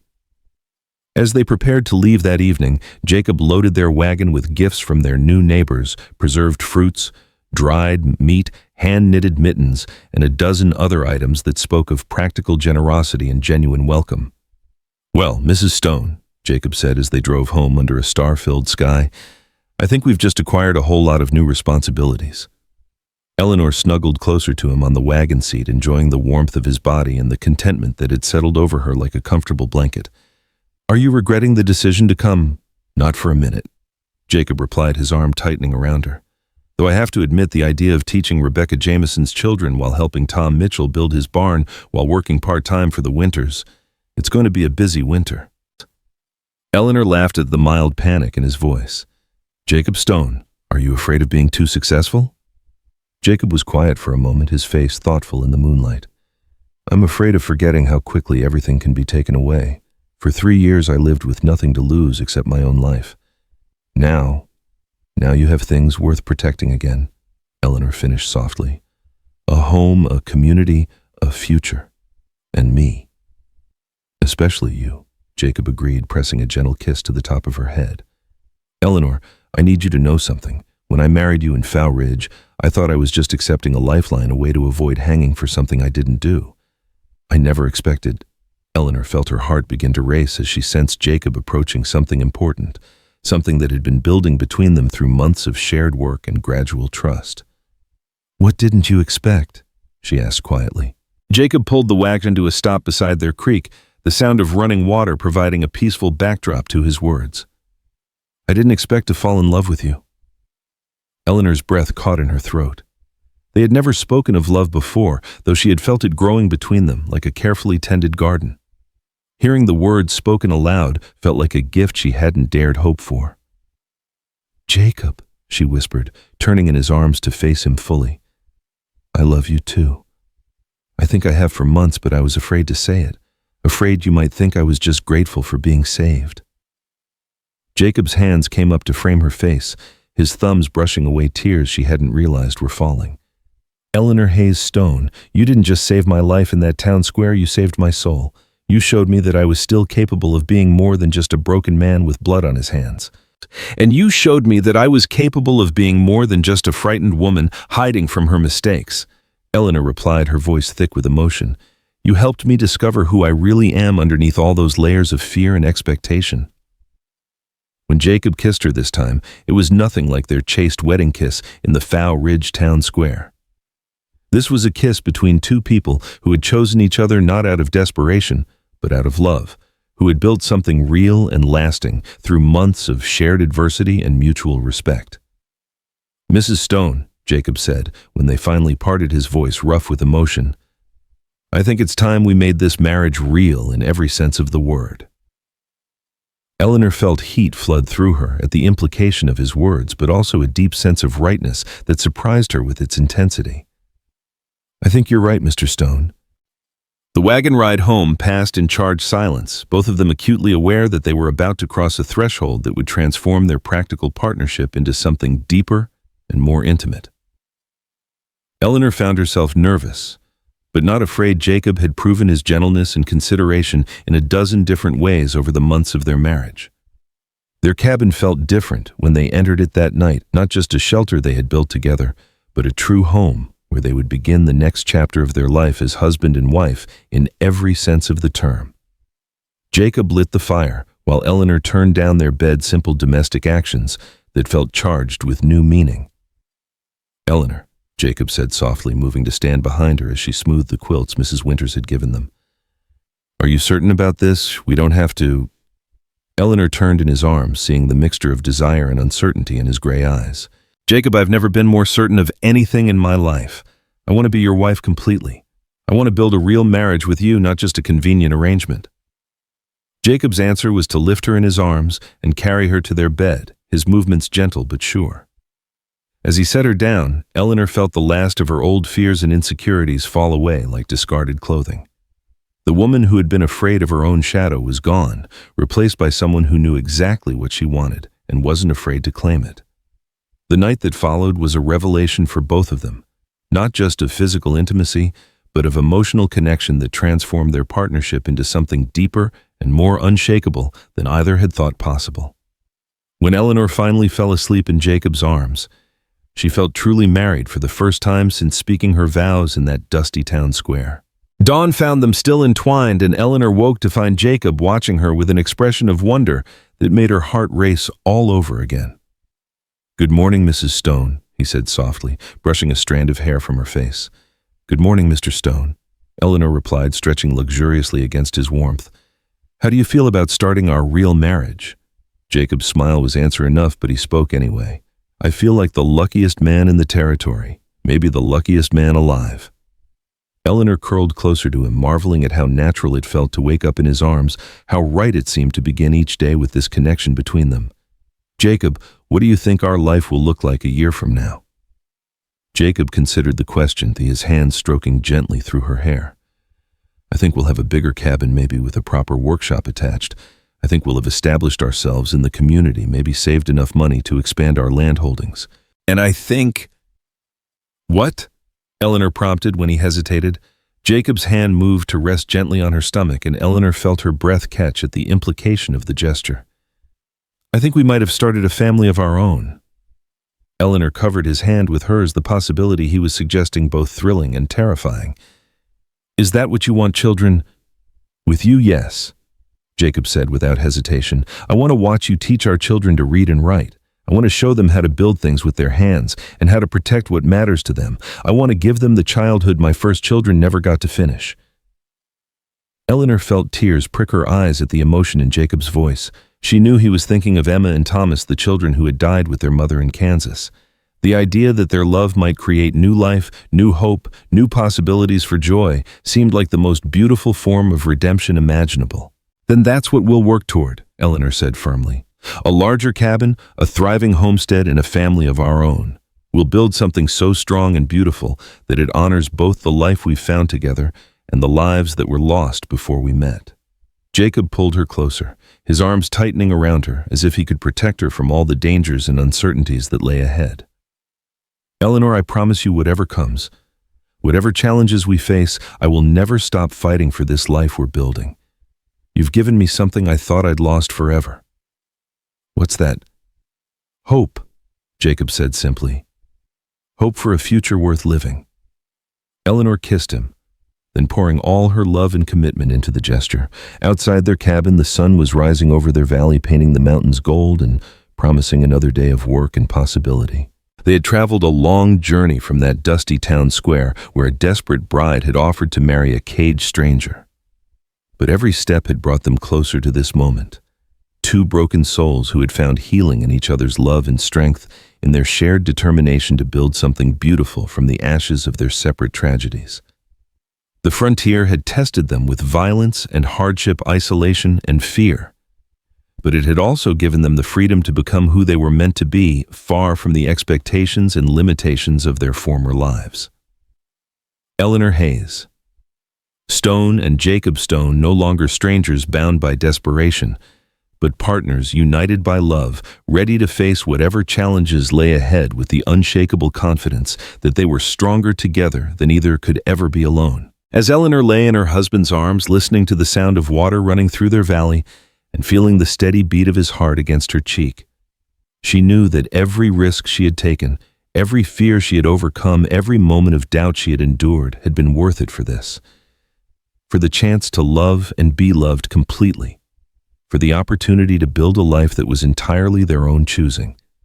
The woman who had stepped off that stagecoach in Fow Ridge with nothing but a broken dream and an empty future was gone forever.